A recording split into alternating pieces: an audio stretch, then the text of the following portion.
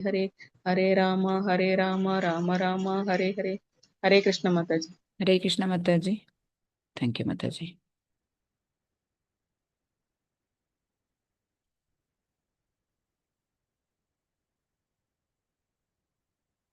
हरे कृष्णा।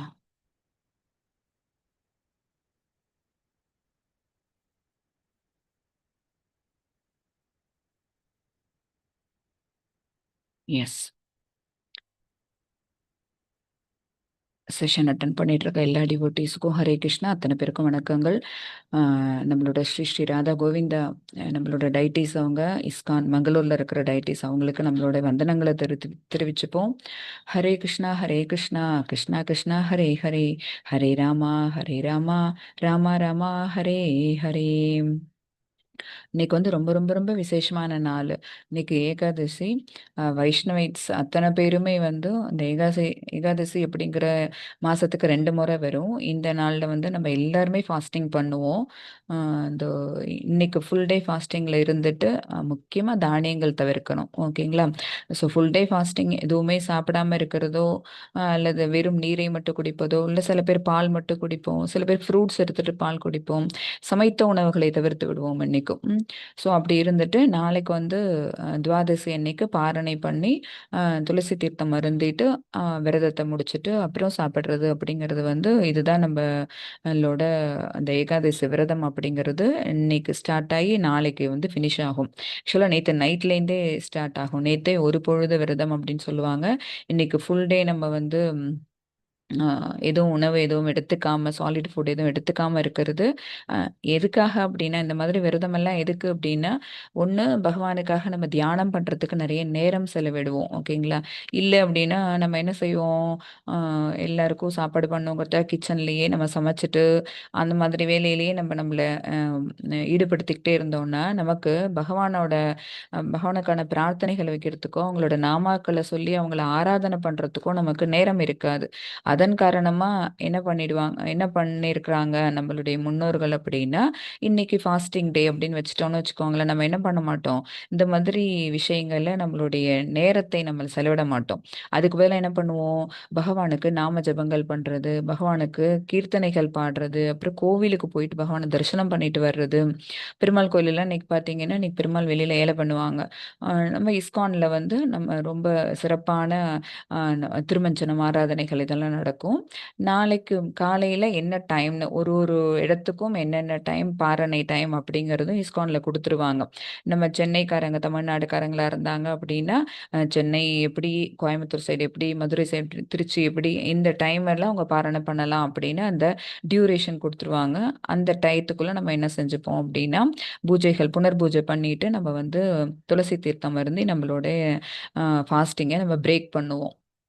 இன்னைக்கு full day ரொம்ப வயசானவங்களோ இல்லை குழந்தைங்களோ என்ன பண்ண முடியாது அப்படின்னா, இந்த ஃபாஸ்டிங் இவ்வளோ அந்த ரெகுலேஷன்ஸ் எல்லாத்தையும் ஃபாலோ பண்ண முடியாதவங்க என்ன செய்யலாம் அப்படின்னா, கொஞ்சம் திட உணவுகள், திட ஆகாரங்கள் எடுத்துக்கலாம், ஒன்றும் தப்பில்லை. பட் அதில் தானியங்களை தவிர்க்கிறது நல்லது. ஃப்ரூட்ஸு, அப்புறம் வேக வைத்த காய்கறிகள், கீரைகள் இதெல்லாம் தான் சாப்பிடுவாங்க. எது ரொம்ப அவசியம் தவிர்க்க வேண்டியது அப்படின்னா, அரிசி, தானியங்கள், பருப்பு வகைகள் இதெல்லாம் வந்து அவசியம் தவிர்த்திடணும்.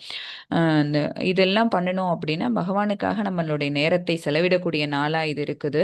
அப்புறம் பொதுவாகவே பரிந்துரைக்கப்பட்டது எத்தனை அப்படின்னா 16 மாலைகள் சொல்லியிருக்கோம். அதை விட எக்ஸ்ட்ரா நம்மளால மாலை பண்ண முடிஞ்சது அப்படின்னாலும் பகவானை நம்ம இன்னும் சீக்கிரம் நம்ம வந்து நெருங்கிறதுக்கும், பகவானன் கிட்ட நம்ம போய் அடைக்கலம் புகுறதுக்கும் நம்ம இன்னும் கொஞ்சம் அதிகமாக நம்மளை தயார்படுத்திக்கிறோம்னு அர்த்தம். ஓகேங்களா? அதாவது ஆன்மீக பாதையில முதல்ல நம்ம இப்பதான் முதல் படிக்கட்டு மாணவனா நின்றுட்டு இருக்கிறோம்.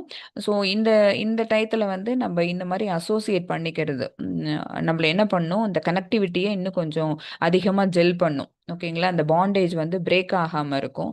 அதுக்காக தான் இந்த இஸ்கான்ல பரிந்துரைக்கப்படுற இந்த ஃபாஸ்டிங் அப்படிங்கிறது என்ன அப்படின்னு பார்த்தீங்கன்னா, இந்த ஏகாதசி ஃபாஸ்டிங். ஓகேங்களா? இது ஏன் இன்னைக்கு ரொம்ப முக்கியம் அப்படின்னு நான் சொன்னேன்னா, இன்னைக்கு நம்ம ஸ்டார்ட் பண்ண போகிறது 7வது சாப்டர். நம்ம ஸ்டார்டிங்லேயே சொல்லியிருக்கோம், பகவத்கீதையை 3 மாடியூல்ஸாக பிரிச்சிருப்பாங்க. முதல் 6 அத்தியாயங்கள் ஃபுல்லாக அத்தியாயங்கள்லாம் வந்து கர்ம யோகத்தை பகவான் சொல்லி கொடுத்துருப்பாங்க. நடுவுல இருக்கிற 6 அத்தியாயங்கள் வந்து பக்தி யோகத்தை பத்தி சொல்லி கொடுத்துருப்பாங்க. ஓகேங்களா? நிறைய பகவானுவாச்ச ஸ்லோகாஸ் தான் இருக்கும். பகவான் அவங்களோட திருவாயால அர்ஜுனனுக்கு சொல்லக்கூடிய ஸ்லோகங்கள் தான் நிறைய நம்ம இனிமேல் கேட்க போறோம். அப்புறம் லாஸ்ட் 6 சாப்டர்ஸ் 13லேருந்து 18வது அத்தியாயம் வரைக்கும் வந்து ஞான யோகம் சொல்லி கொடுத்துருப்பாங்கன்னு சொல்லியிருக்கோம். ஓகேங்களா? ஸோ பாருங்க, நமக்கு கரெக்டாக அமைஞ்சிருக்கு. நம்ம எல்லாருமே வந்து இந்த பாதையில நம்ம வந்து அழகா முன்னேறி போயிட்டு இருக்கோம் அப்படிங்கிறதுக்கு வந்து இது ஒரு சான்றா இருக்கு. ஒரு ஏகாதசி அன்னைக்கு நம்மளோட பக்தி யோகம் அப்படிங்கிற இந்த மாடியூலை ஸ்டார்ட் பண்றோம். அதுல ஃபர்ஸ்ட் சாப்டர், அதாவது 7th சாப்டர் பக்தி யோக மாடியூல்ல ஃபர்ஸ்ட் சாப்டர் நம்ம இன்னைக்கு பார்க்க போறோம். ஓகேங்களா? இது ஒன்னாச்சா. இன்னொன்னு நான் இன்னைக்கு சொல்லிக்கணும்னு ஆசைப்படுறது என்ன அப்படின்னு பார்த்தீங்கன்னா, பகவத்கீதையில இருக்க அந்த 18 சாப்டர்ஸ் இருக்கு பார்த்தீங்களா? அந்த 18 சாப்டர்ஸும் வேற எதுவும் இல்லை, பகவானுடைய அங்கங்கள் தான். ஞாபகத்தில் வச்சுக்கோங்க, குறிச்சு கூட வச்சுக்கோங்க. பகவானுக்கு 5 தலைகள் 10 கைகள் இருக்கு. ஓகேங்களா? அந்த 5 தலைகள் வந்து முதல் 5 சாப்டர்ஸ். எதுக்காக ஒரு பகவத்கீதை புக்கோ அல்லது பாகவதம் புக்கோ நம்ம வீட்டில் இருக்கணும் அப்படின்னு வலியுறுத்திக்கிட்டே இருக்கோம் அப்படின்னா, பகவானையே நம்ம வீட்டில் வச்சுக்கிறோம்னு அர்த்தம். ஓகேங்களா? அவங்களோட பிரசன்ஸை நம்ம கலியுகத்தில் எப்படி பார்க்க முடியும் அப்படின்னா, பாகவத வடிவில நான் இருப்பேன்னு பகவானே ஸ்வயம் சொல்றாங்க. சரிங்களா? துவாபரயுகத்தோட எண்டில் அவங்க என்ன சொல்றாங்க, அடுத்தது கலியுகம் பிறக்க போகுது, இனிமேல் உங்களை நாங்க எங்க வந்து பார்க்கறது அப்படிங்கும்போது, கலியுகத்துல பாகவத புக் ரூபத்துல நான் இருப்பேன். சரிங்களா? அப்ப என்ன அர்த்தம், பகவானை நம்ம ஸ்வயம் அவங்கள நம்ம வீட்டுல வச்சிருக்கிறோம்னு அர்த்தம். பகவத்கீதை புக்கை நம்ம வச்சிருக்கோம் அப்படின்னா பகவான் நம்ம கூட இருக்கிறாங்கன்னு அர்த்தம். அது எப்படி இருக்காங்க, அவங்கள நம்ம உருவம் பண்ணி பார்க்கணும் அப்படின்னா பகவானோட ரூபத்தை நம்ம பார்த்துட்டே தான் இருக்கோம். டெய்லி டெய்லி பார்க்குறோம், அனுபவிக்கிறோம், கோவிலுக்கு போனோம்னா தரிசனம் பண்றோம், எல்லாம் நடக்குது.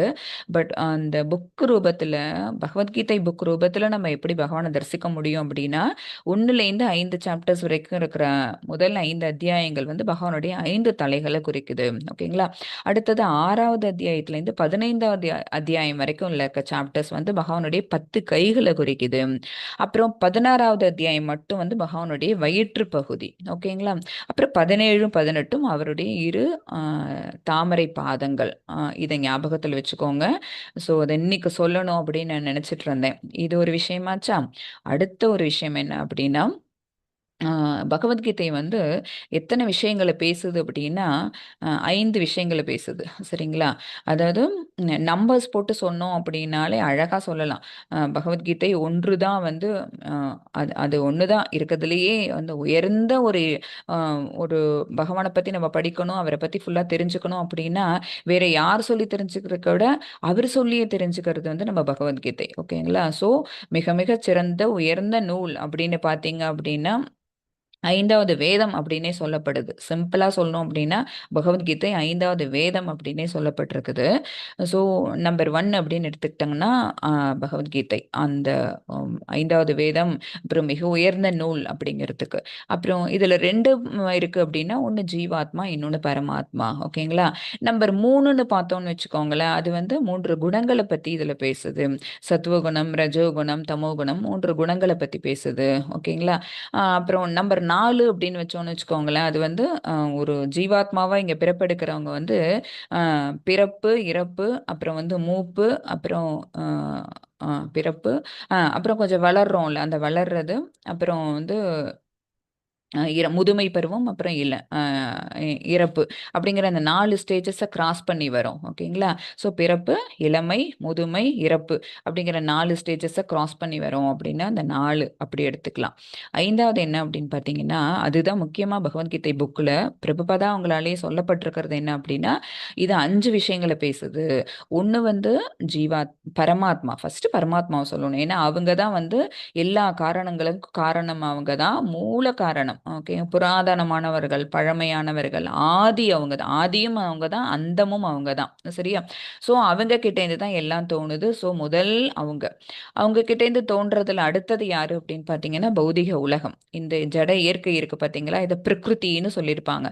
இப்போ புக் எடுத்து பார்த்தீங்கன்னா தெரியும், பிரகிருத்தின்னு ஒரு வேர்டு வந்திருக்கும், இல்லை பௌதிக உலகம்னு இருக்கும், இல்லை ஜட இயற்கைன்னு இருக்கும். அதாவது மெட்டீரியல் வேர்ல்டு, அதாவது ஃபுல்லி கம்ப்ளீட்லி டிஃப்ரெண்ட் ஃப்ரம் பகவானோட அடோப். அவரோட உறைவிடம் என்ன அப்படின்னா ஆன்மீக உலகம். அந்த ஆன்மீக உலகத்திலேருந்து பிரிஞ்சு வந்தது என்ன அப்படின்னா இந்த பௌதிக உலகம். சரியா?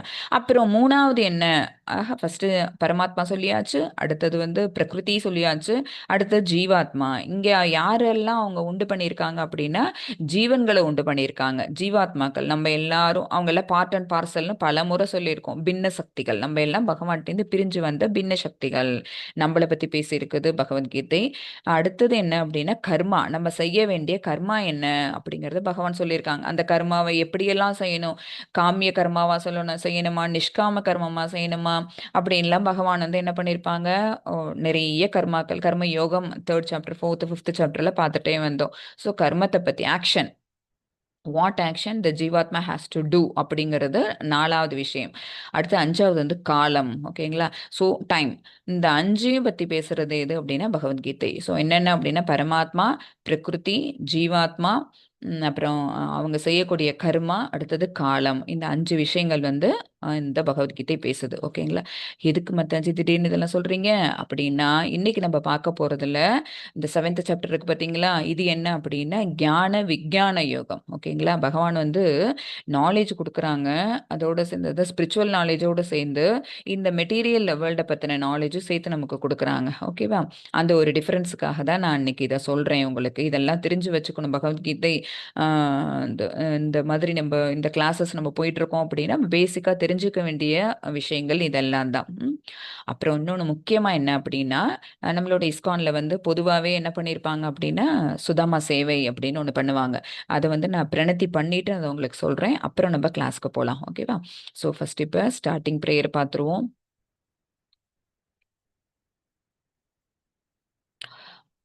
ஓம் நமோ பகவதே வாசுதேவாய. ஓம் நமோ பகவதே வாசுதேவாய. ஓம் நமோ பகவதே வாசுதேவாய. ஓம் அஜானதிமிராந்தஸ்ய ஜானாஞ்சனேஷலாக்கிய சக்ஷுருன்மிலிதம் येन तस्मै श्रीगुरवे नमः. श्रीचैतन्यमनोभीष्टं स्थापितं येन भूतले स्वयं रूपा कदा मह्यं ददाति स्वपदान्तिकं. हे कृष्णा करुणा सिन्धु दीनबन्धो जगत्पते गोपेशा गोपिका कान्ता राधा कान्ता नमोऽस्तुते. तप्त काञ्चन गौरांगी राधे वृंदावनेश्वरी वृषभानुसुते देवी प्रणमामि हरिप्रिये. वाञ्छकल्पतरुभ्यश्च कृपासिन्धुभ्येव च पतितानां पावनेभ्यो वैष्णवेभ्यो नमो नमः. नमो ओं विष्णुपदाय कृष्णप्रेष्ठाय भूतले श्रीमते भक्तिवेदान्त स्वामिनिति नामिने. नमस्ते सरस्वते देवी गौरवाणी प्रचारिणे निर्विशेष शून्यवादी पाचायत देशधारिणे. जय श्री कृष्ण चैतन्य प्रभु नित्यानंद श्री अद्वैत गदाधर श्रीवासादि गौर भक्त वृंद. हरे कृष्णा कृष्णा कृष्णा हरे हरे, हरे रामा रामा रामा हरे हरे. हरे कृष्णा.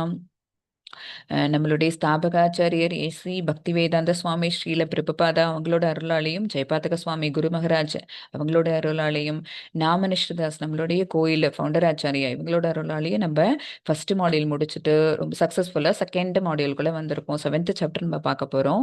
இவங்களோட தரிசனத்துக்கு அப்புறம் தான் அந்த சுதாமா சேவா பற்றி சொல்லணுங்கிறதுக்காக தான் நான் வெயிட் பண்ண சொன்னேன். ஸோ இப்போ நம்ம 7th சாப்டர் போகிறதுக்கு முன்னாடி சுதாமா சேவா என்னங்கிறத சொல்லிடுறேன்.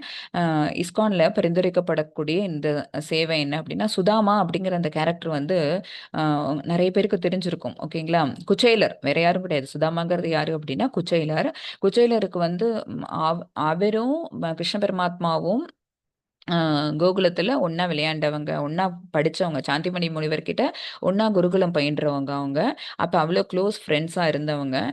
அப்புறம் ஒரு சில காலகட்டத்துக்கு அப்புறமா கிருஷ்ண பரமாத்மா வந்து உத்தவர் வந்து கூட்டிகிட்டு போயிடுறாங்களா இதுக்கு மதுரா கூட்டிகிட்டு போயிட்டு கம்சன் அழிச்சு அப்புறம் அவர் துவாரகைக்கு மன்னன் ஆயிடுறாரு. இதெல்லாம் ஆயிடுது. அவ்வளோ நாள் எங்கே பிரிஞ்சு போயிடுறாங்க. குசேலூரும் கிருஷ்ணரும் வந்து பார்த்துக்கிறது பிரிஞ்சு போயிடுறாங்க. பட் ஆனாலும் கூட என்ன ஆகலை அப்படின்னா அந்த ஃப்ரெண்ட்ஷிப் அது மட்டும் கட் ஆகவே இல்லை. இவர் வந்து குசேலர் வந்து திருமணம் ஆயிடுறாரு. திருமணம் ஆயிட்டு அவருக்கு நிறைய குழந்தைகள் பிறந்துடுது. வறுமை தாண்டவம் ஆடுது. அவரோட குடும்பத்துல வறுமை தாண்டவம் ஆடுது. ஆனாலும் வந்து அவர் வந்து அதெல்லாம் தாங்கிட்டு அவருடைய தன்னுடைய குடும்பத்தை அந்த கஷ்ட ஜீவனோட தான் நடத்திட்டு இருக்கிறாரு. அவரோட மனைவி சொல்றாங்க, இவ்வளவு கஷ்டப்படுறோம்ல நம்ம, ஸோ உங்களோட ஃப்ரெண்டு தானே, எதுக்கு அவங்க வந்து துவாரகைக்கே மன்னனா இருக்காங்கல்ல, ஸோ துவாரகா புரி போயிட்டு நீங்க உன்னோட ஃப்ரெண்டு கிருஷ்ணரை பார்த்துட்டு அவங்கள்ட்ட நீங்க வந்து உங்களுடைய வறுமை நிலைமையை சொல்லி அவங்கள்ட்ட வந்து உதவி கேட்டுட்டு வரலாமே அப்படின்னு சொல்றாங்க. இவருக்கு முதல்ல சங்கடமா இருக்கு. ஃப்ரெண்டுட்ட போய் நம்ம எப்படி கேட்கறது? நம்ம நம்ம இந்த மாரி ஒரு நிலைமையில இருக்கோம் அப்படின்னு தெரிஞ்சோம்னாலே, கிருஷ்ண பரமாத்மா கிருஷ்ணர் வந்து வருத்தப்படுவாங்களே அப்படின்னு சொல்லிட்டு அவருக்கு கஷ்டமா இருக்கு. அதனால மனைவியின் வற்புறுத்தல், குழந்தைகள் வந்து உணவுக்கு பஞ்சத்தோட அந்த நிக்கிற அந்த நிலைமைய பார்த்தோன்னா, அவருக்கு ரொம்ப வருத்தமா இருக்கிறதுனால, சரி ஓகே நான் போயிட்டு நான் கிருஷ்ணர பார்த்துட்டு, எனக்கு தேவையான ஹெல்ப் பண்ணுங்க, நான் கேட்டுட்டு வரேன்னு சொல்லிட்டு ஒரு நாள் சம்மதிக்கிறாரு. சம்மதிச்சோனே, வெறும் கையோட எப்படி பார்க்கறது? நம்ம யார் வீட்டுக்குமே போறோம் அப்படின்னா, நம்ம என்ன செய்வோம்? அவங்க வீட்டுக்கு வந்து அந்த வீட்ல குழந்தைகள் இருக்கும். அப்புறம் அந்த வீட்ல பெரியோர்கள் இருப்பாங்க, மூத்தோர்கள் இருப்பாங்க, வயதானவர்கள் இருப்பாங்க. யோசிச்சு நம்ம பழம் எல்லாமே வாங்கிட்டு போவோம். ஓகேங்களா? அதனால நான் எப்படி வெறும் கையோட போ முடியும்? ஸோ எனக்கு ஏதாவது நீ குடு, நான் எடுத்துட்டு போறேன் அப்படின்னு சொன்னோனே, எதுவும் இருக்காது. எல்லா பாத்திரங்களும் காலியாவே இருக்கும். அதுல பார்த்தீங்கன்னா, ஒரு பாத்திரத்துல அடியில கொஞ்சம் அவல் இருக்கும். அந்த அவல் வந்து கிருஷ்ணருக்கு ரொம்ப பிரியமான உணவு அது. ஸோ அதனால என்ன செய்வாங்க, ஒரு துணி, கந்தை துணி தான் அதுவும். அவங்க வீட்ல நல்ல துணியும் இருக்காதா? கந்தை துணியில போட்டு அந்த கொஞ்சம் அந்த அவையில போட்டு கட்டி கொடுத்து, இத வந்து நீங்க எடுத்துட்டு போய் கிருஷ்ணருக்கு உங்களுடைய அன்பளிப்பா கொடுங்க. வெறும் கையோட நம்ம போவாம இருக்கிறதுக்காக என்ன பண்றாங்க, இருக்கிறத குடுத்து பண்றது. அதாவது அ இருக்கிறவங்க, பொருளும், பணமும் இருக்கிறவங்க வந்து நல்ல வசதியா இருக்கிறவங்க செய்யறது அப்படிங்கிறத வந்து பகவான் பூரண திருப்தியோட ஏத்துப்பாங்களோ இல்லையோ அது நமக்கு தெரியாது. ஆனா இல்லாதவர்கள் தங்கிட்ட என்ன இருக்குதோ அதை எடுத்து பகவானுக்கு இந்தா நீ சாப்பிடுன்னு கொடுத்தாங்கன்னு வச்சுக்கோங்களேன், அந்த பகவான் ஏத்துப்பாங்க. ரொம்பவே ஏத்துப்பாங்க அது. அந்த அன்புக்கு தான் ஓடி வருவாங்க. அவங்க வந்து அதுக்கு செய்யறது ரொம்ப மினிமமா இருக்கும். ஓகேங்களா? ரொம்ப ரொம்ப சாதாரண விஷயமா இருக்கும். அப்படிதான் இந்த கதை சொல்லும்போது இன்னொரு கதை ஞாபகம் வருது, நான் சொல்றேன். துரியோதனன் வந்து அவ்வளோ விருந்தெல்லாம் வச்சுட்டு ஃபுல்லு சாப்பாடெல்லாம் பயங்கரமா தடபுடலா தயார் பண்ணிட்டு கிருஷ்ணரை வந்து சாப்பிடறதுக்கு கூப்பிடுறாங்க. ஆம், கிருஷ்ணர் வந்து வராரு. அப்ப வந்து அந்த கிச்சன்லயே வச்சு, அந்த சமையல் கூடத்திலேயே வச்சு சதி ஆலோசனை பண்றாங்க. நம்ம கிருஷ்ணர வந்து நம்ம இப்படி பண்ணிடலாம். இந்த மாதிரி அவரை வந்து நம்மளோட பேச்சுக்கு அடிமையாக்கிடலாம் அப்படின்னு சொல்லி சதி ஆலோசனை பண்ணிட்டு, அந்த குரலும், அந்த அவங்களோட எண்ணங்களும் பிரதிபலிக்கிறது வந்து அந்த அந்த உணவுலயே தெரிஞ்சிரும். அந்த உணவு எதுவுமே அவருக்கு பார்க்கறதுக்கு எப்படி இருக்காது அப்படின்னா, எடுத்துக்கிற மாதிரி இருக்காது. அதனால கிருஷ்ண பரமாத்மா என்ன பண்ணிடுவாங்க, அங்கேருந்து வருவாங்க. வரும்போது விதுரரோட வீட்டு வாசல தாண்டி வருவாங்க. விதுரரோட மனைவி விதுரரும் அவ்வளோ சந்தோஷமா அவங்கள வரவேற்பாங்க. சிறிய வீடு தான். சிறிய வீடா ரொம்ப அழகா சுத்தமா வச்சிருப்பாங்க. கிருஷ்ணர அவ்வளோ அழகா பூர்ண கும்பம் கொடுத்து வரவேற்று உள்ளார கூப்பிட்டு உட்காத்தி வச்சு, அவங்களுக்கு என்ன பணிவிடையோ எப்பவுமே அந்த இந்த மாதிரி நம்ம வீட்டுக்கு வந்து பெரியோர்கள், மூத்தோர்கள் யாரு வந்தாங்கன்னாலும் அவங்களுக்கு வந்து அம் அந்த சில முறைகள்லாம் இருக்குது. சில அவங்களுக்கு வந்து பூர்ண கும்பம் கொடுத்து வரவேற்கிறது. அப்புறம் அவங்களுக்கு நல்ல ஆசனம் குடுத்து அமர வைக்கிறது, அவங்களோட பாதங்கள கழுவிட்டு அந்த நீர நம்மளோட தலையில தெளிச்சுக்கிறது. அப்புறம் அவங்களுக்கு என்ன தேவையோ அத சாப்பிடுறதுக்கு, குடிக்கிறதுக்கு குடுக்கறது, இதெல்லாம் நம்மளுடைய மரபுல இருக்கிற விஷயம்.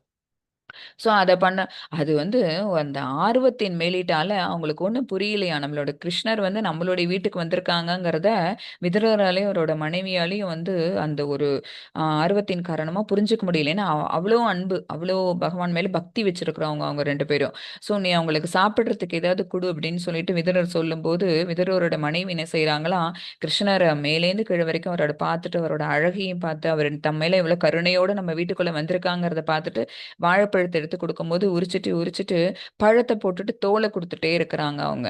பகவானுக்கு அது தெரியாதா? ஆனாலும் அத வாங்கி சாப்பிட்டுட்டே இருக்கிறாங்க. அது வந்து அவங்க தெரிஞ்சு பண்ணல. இது இன்டென்ஷனலா பண்ணவே இல்ல. பகவான் மேல அதீத ஈடுபாடு இருந்ததுனால, தான் என்ன செய்றோங்கிற அந்த விஷயம் புரியாமயே அவங்க பண்றாங்களாம். அப்ப அதுலேருந்து பழத்த நீ வச்சுட்டு தோல குடுக்குறியா? அப்படின்னு பகவான் என்ன பண்ணல, அத கேட்கவே இல்ல.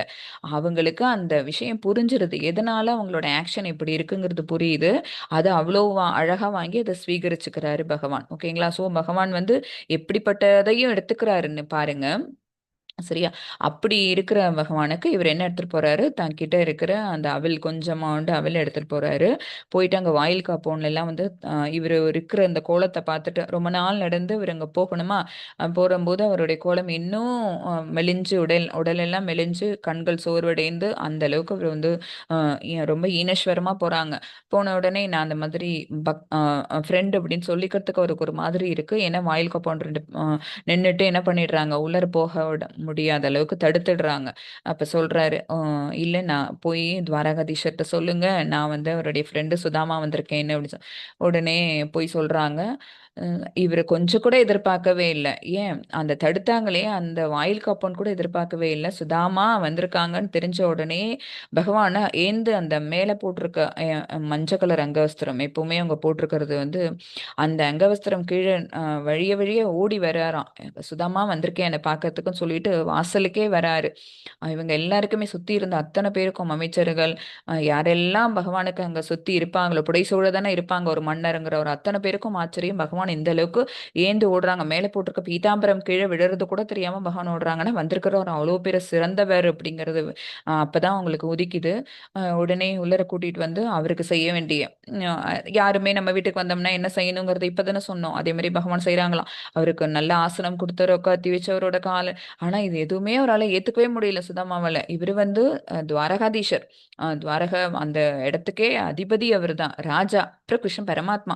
இப்படி இருக்கிறவரு நமக்கு இந்த சேவையெல்லாம் செய்யறாருன்னு இவருக்கு கூச்சமாவே இருக்குது. சோ நம்ம வேற இப்படி ட்ரெஸ் பண்ணிட்டு வந்திருக்கோம், நம்ம கையில ஒரு இத்தினூண்டு அவள் இருக்கு, நம்ம இது என்னன்னு கொடுக்கறது, இவர் இப்படி நம்மளை கவனிக்கிறாங்களே அப்படின்னு சொல்லிட்டு அவர் மட்டும் செய்யல, மனைவி ருக்மணி அவங்களையும் சேர்த்து செய்ய சொல்றாங்க. ஏன்னா தம்பதி சமேதமா வீட்டுக்கு வந்த விருந்தாளிகளை வந்து விருந்தோம்பல் பண்றதுங்கிறது சிங்கிள் பெர்சன் பண்ணக்கூடாது. அவங்க மேரிடா இருந்தாங்கன்னா தம்பதி சமேதமா தான் பண்ணணும். ஸோ அந்த மாதிரி பண்றாங்கன்னு இவருக்கு எல்லாம் கேட்டுட்டு, உடல் நல்லா இருக்கியா, உன்னுடைய மனைவி நல்லா இருக்காங்களா, குழந்தைங்கள்லாம் எப்படி இருக்கு அப்படின்னு எல்லாம் கேட்டுட்டு, என்ன இந்த மாதிரி பார்க்கறதுக்கு தனியா அனுப்ப மாட்டாங்களே என்னுடைய சகோதரி, ஏதாவது கொடுத்து விட்டுருப்பாங்களே அப்படின்னு கேட்குறாரு. பகவானுக்கா தெரியாது இவர்கிட்ட வந்திருக்கு அவள்ங்கிறது. உடனே அவர் வந்து ஒளிச்சு ஒளிச்சு இல்ல இல்ல ஒன்றும் இல்லைன்னு, இல்லை என்னமோ மூட்டை கட்டி வச்சிருக்கே கொடு அப்படின்னு சொன்னோன்னே பிடுங்கிடுறாரு, இவர் கையிலேருந்து பிடுங்குறாரு. அந்த துணியானது இன்னுமே நஞ்சு போகுது. அதுலேருந்து பார்த்தோன்னே ஆஹா எனக்கு பிடிச்ச அவலனை எடுத்துட்டு வந்துட்டு அதையும் வேற ஒளிச்சு வச்சுக்கிறியான்னு சொல்லிட்டு எடுத்து ஒரு பிடி போடுறாரு. 2வது பிடியும் போடுறாரு. 3வது பிடியும் போடும்போது டக்குன்னு ருக்மணி தாயார் நிறுத்திடுறாங்க. நீங்களே சாப்பிட்டா சரியா போச்சா? நாங்கலாம் எடுத்துக்க வேண்டாமா? அப்படின்னு சொல்லிட்டு வாங்கிட்டு போயிடுறாங்க. அவங்க நிறுத்தினதுக்கான காரணம் அப்ப வந்து சுதாமாக்கு புரியாது. அது திரும்ப ஒரு ஊருக்கு வந்த விட்டு அங்க இருக்கிற நிலைமைய பார்த்த உடனே தான் அவருக்கு புரியும். ஏன்னா முதல் வாய் அவர் சாப்பிட்ட உடனேயே அங்க வீடு இருந்த நிலைமை கம்ப்ளீட்டா மாறிடுச்சு. அவ்வளோ பெரிய மாட மாளிகைகள், அத்தனை வைரம், பொண்ணு, வைடூரியம் அப்படின்னு ஃபுல்லா வீடு ஃபுல்லா நிரம்பி வழிஞ்சுதான். அடுத்த வாய் அவள் சாப்பிட்ட உடனே இங்க அந்த குழந்தைகள் அவங்களோட உடல் எல்லாம் நல்ல தேஜஸ் ஆயிட்டாங்க. அப்புறம் ஃபுல்லா ட்ரெஸ்ஸு அவங்களோட மேலெல்லாம் அத்தனை ஆபரணங்கள், மனைவி அவ்வளோ தேஜஸோட அவ்வளோ ஆபரணங்களோட பார்க்கறதுக்கு அவ்வளோ சிறப்பா அப்படி ஆக்கிட்டாங்க. ஸோ செல்வம் எல்லாம் அங்கே போகுதுங்கிறது ருக்மிணி தாயாருக்கு தெரிஞ்சதுனால அவங்க ஸ்டாப் பண்றாங்க. இது போதும் போதும் அப்படின்னு சொல்லிட்டு வாங்கி வச்சுப்பாங்க. ஆனாலும் தான் வந்த காரணம் என்னங்கிறதையே சொல்லாமையே இப்படி செய்யற நண்பன் கிட்ட நம்ம எப்படி சொல்றது அப்படின்னு தன்னுடைய நோக்கத்தை சொல்லாமே சுதாமா என்ன பண்ணிடுவாங்க, திரும்பி போயிடுவாங்க. அவங்க எடுத்துட்டு வந்தது என்ன, கொஞ்சோண்டு அவள். ஓகேங்களா? இங்க வந்தது என்ன காரணத்துக்காக, தன்னுடைய இயலாமை தன்னுடைய வறுமையை போக்குறதுக்காக கேட்கறதுக்காக வந்தாங்க, எனக்கு கொஞ்சமா செல்வம் கொடு அப்படின்னு. கேட்டாங்களா அப்படின்னா கேட்கல. சரிங்களா? ஆனா பகவான் என்ன பண்ணிட்டாங்க, இவரோட நிலைமை தெரிஞ்சு குடுத்தாங்க. இவரு திரும்பி வர்ற வரைக்கும் தெரியாது. இவரு என்ன யோசிச்சுட்டே வர்றாரு திரும்ப வரும்போது, அச்சச்சோ மனைவி வீட்டுக்கு போனா கேட்பாங்களே, கேட்டியா, நீ பணம் வாங்கிட்டு வந்தியா, காசு தான் வாங்கிட்டு வந்தியா, நம்மளோட பிள்ளைங்கள பத்தியெல்லாம் நீ யோசிக்கவே இல்லையேன்னு மனைவி நம்மள திட்டுவாங்களே, என்ன என்ன அவங்கள்ட்ட சொல்லி சமாளிக்கலாம் அப்படின்னு யோசிச்சுட்டே வராங்க. வந்தா அந்த தெருவுல அவரோட வீடு இருந்த அடையாளமே இல்லாம அவ்வளோ பெரிய பங்களா அங்க இருக்குது. அப்புறம் உள்ளார வந்தோனே, "வாங்க, வாங்க. என்ன செஞ்சீங்க? என்ன மாயமோ என்னவான்னு தெரியல. நீங்க போனீங்க. கொஞ்ச நாள்ல நம்மளோட வீடு, இருப்பிடம் எல்லாம் அந்த அளவுக்கு மாறிப்போச்சு. அத்தனையும் கிருஷ்ணா வந்து உனக்காக நீங்க போய் கேட்டதுனால செஞ்சிருக்காங்க." அப்படின்னு சொல்லி மனைவி என்ன நெனச்சுட்டு இருக்காங்க, அவங்க கேட்டதுனால நடந்திருக்குன்னு. பட் என்ன நடக்கவே இல்ல. இவங்க கேட்கவே இல்ல. அப்பன்னா இதுலேருந்து இதுதான் சுதாமர் பத்தின கதை. ஓகேங்களா? இந்த கதை வந்து இவ்வளோ நாள் நீங்க எல்லாருமே பார்த்துட்டு வந்திருப்பீங்க. நான் இதுல ஏதாவது கொஞ்சம் மாத்திக்கிட்டு இத சொல்லியிருப்பேன். பட் இதுதான் நமக்கு ஒரிஜினல் கான்செப்ட் வந்து என்ன அப்படின்னா, பகவானை நம்ம நாடி செல்லும்போது, ஏதாவது ஒரு சிறு துளியேனும் அவருக்காக எடுத்துட்டு போணும். எடுத்துட்டு போயிட்டு, "பார் நான் ரூ. 10 வச்சிருக்கேனா, நீ எனக்கு ரூ. 100 தா, எனக்கு நீ ரூ. 1000 மறுபடியும் தா" அப்படின்னு நம்ம கேட்கக்கூடாது. ஏன் தெரியுமா? நம்ம கேட்டோம்னு வச்சுக்கோங்களேன், அதுதான் நமக்கு கிடைக்கும். கேட்காம இருந்தோம்னு வச்சுக்கோங்களேன், பகவான் நம்மளுடைய தகுதி என்னவோ அதுக்கு தகுந்த அளவுக்கு குடுப்பாங்க. சுதாமா கேட்டாரா? கேட்காமயே அவருக்கு எவ்வளோ கிடைச்சது? அவ்வளவும் கிடைச்சது. அதே மாதிரி நம்மளும் என்ன பண்ணணும் அப்படின்னா, பகவானுக்கான சேவையில நம்மள நம்ம இணைச்சுக்கணும். அதுக்காக இஸ்கான்ல இருக்கிற ஒரு சிறிய சேவை என்ன அப்படின்னா, சுதாமா சேவை. அது வந்து நன்கொடை நம்ம குடுக்குறதுன்னு வச்சுக்கோங்களேன். நம்மளால என்ன முடியுதோ அத எப்படி இவரு வந்து அவல் எடுத்துட்டு போனாங்களோ, அந்த மாரி நம்மளால என்ன முடியுதோ அத நம்ம கோவிலுக்கு பண்றோம் அப்படின்னு வச்சுக்கோங்களேன். அப்ப நம்மளுக்கு என்ன கிடைக்கும் அப்படின்னா, பகவானுடைய பரிபூரண அருள் நமக்கு கிடைக்கும். நம்மள எந்த அளவுக்கு நல்லா வச்சுக்கணும், நம்மள நம்மள எதுலலாம் நம்ம வந்து லேக் ஆகிருக்கிறோம், எதுலலாம் நம்ம உழண்டுட்டு இருக்கோம், இதெல்லாம் நம்ம சொல்லாமே யாருக்கு தெரியும் அப்படின்னா, பகவானுக்கு தெரியும். இப்போ ரொம்ப குழந்தை இன்ஃபேண்ட்டாக இருக்குது, ஒரு வயசுக்குள்ளே இருக்கு அந்த குழந்தை. அதுக்கு என்ன பண்ணாலும் அது என்ன பண்ணும் அப்படின்னா, அழுது தான் காமிக்கும். ஓகேங்களா? வாயை திறந்து சொல்லுமா, அம்மா எனக்கு பசிக்குது கேட்குமா, அம்மா எனக்கு தூக்கம் வருது, அம்மா எனக்கு கொசு கடிக்குது. குழந்தை அழுவுது, குழந்தைகிட்டேருந்து ஒரு விதமான ஒரு சலனம் ஏற்படுது அப்படின்னா தாய் உடனே போய் எட்டி பார்ப்பாங்க. ஓ இது தேவை அப்படின்னு சொல்லிட்டு உடனே பூர்த்தி பண்ணுவாங்கல்ல. அந்த மாதிரி பகவான் வந்து நம்மளுக்கு நம்ம பெற்றோர்கள் எப்படி நம்மள வளர்க்கும் போது எப்படி நடந்துக்கிட்டாங்களோ அந்த மாதிரி இந்த ஜீவாத்மாக்கள் அத்தனையும் வளர்க்கறதுக்கு யாரு மெயின்டைன் பண்றது யாரு அப்படின்னா பகவான். ஸோ இந்த சுதாம சேவையில நம்ம எல்லாரையும் இணைச்சுக்கணும்னு நான் இன்னைக்கு உங்களை எல்லாரையும் தாழ்மையோட கேட்டுக்கிறேன். யாரால எவ்வளவு முடியுமோ அதை நீங்க கொடுத்தீங்க அப்படின்னா அது என்ன ஆகும் அப்படின்னு பார்த்தீங்கன்னா, பகவானுடைய பேரருள் நமக்கு மறுபடியும் கிடைக்கும். ஓகேங்களா? அதுக்கு தான் இந்த சுதாமா சேவைன்னு பேரு. இந்த இந்த தொண்டு இது ஒரு தொண்டு. ஓகேங்களா? இந்த தொண்டை பத்தி இன்னைக்கு தெரிஞ்சுக்கிட்டோம். இதோட நம்ம இன்னைக்கு சாப்டர் 7 ஸ்டார்ட் பண்ணுவோம். ஏகாதசி. ஸோ ஏகாதசிக்காக ஒரு கதையும் இருக்கு. சாப்டருக்கு நடுவுலயே நான் உங்களுக்கு சொல்றேன். பகவத்கீதை அத்தியாயம் 7 ஞான விஞ்ஞான யோகம். ஓகேங்களா? இதுல பகவான் சொல்லித்தர விஷயங்கள் என்ன அப்படின்னா, ஞானத்தையும் சொல்லித்தராங்க, விஞ்ஞானமும் சொல்லித்தராங்க. அறிவும் மற்றும் அதன் செயல்முறை விளக்கமும்.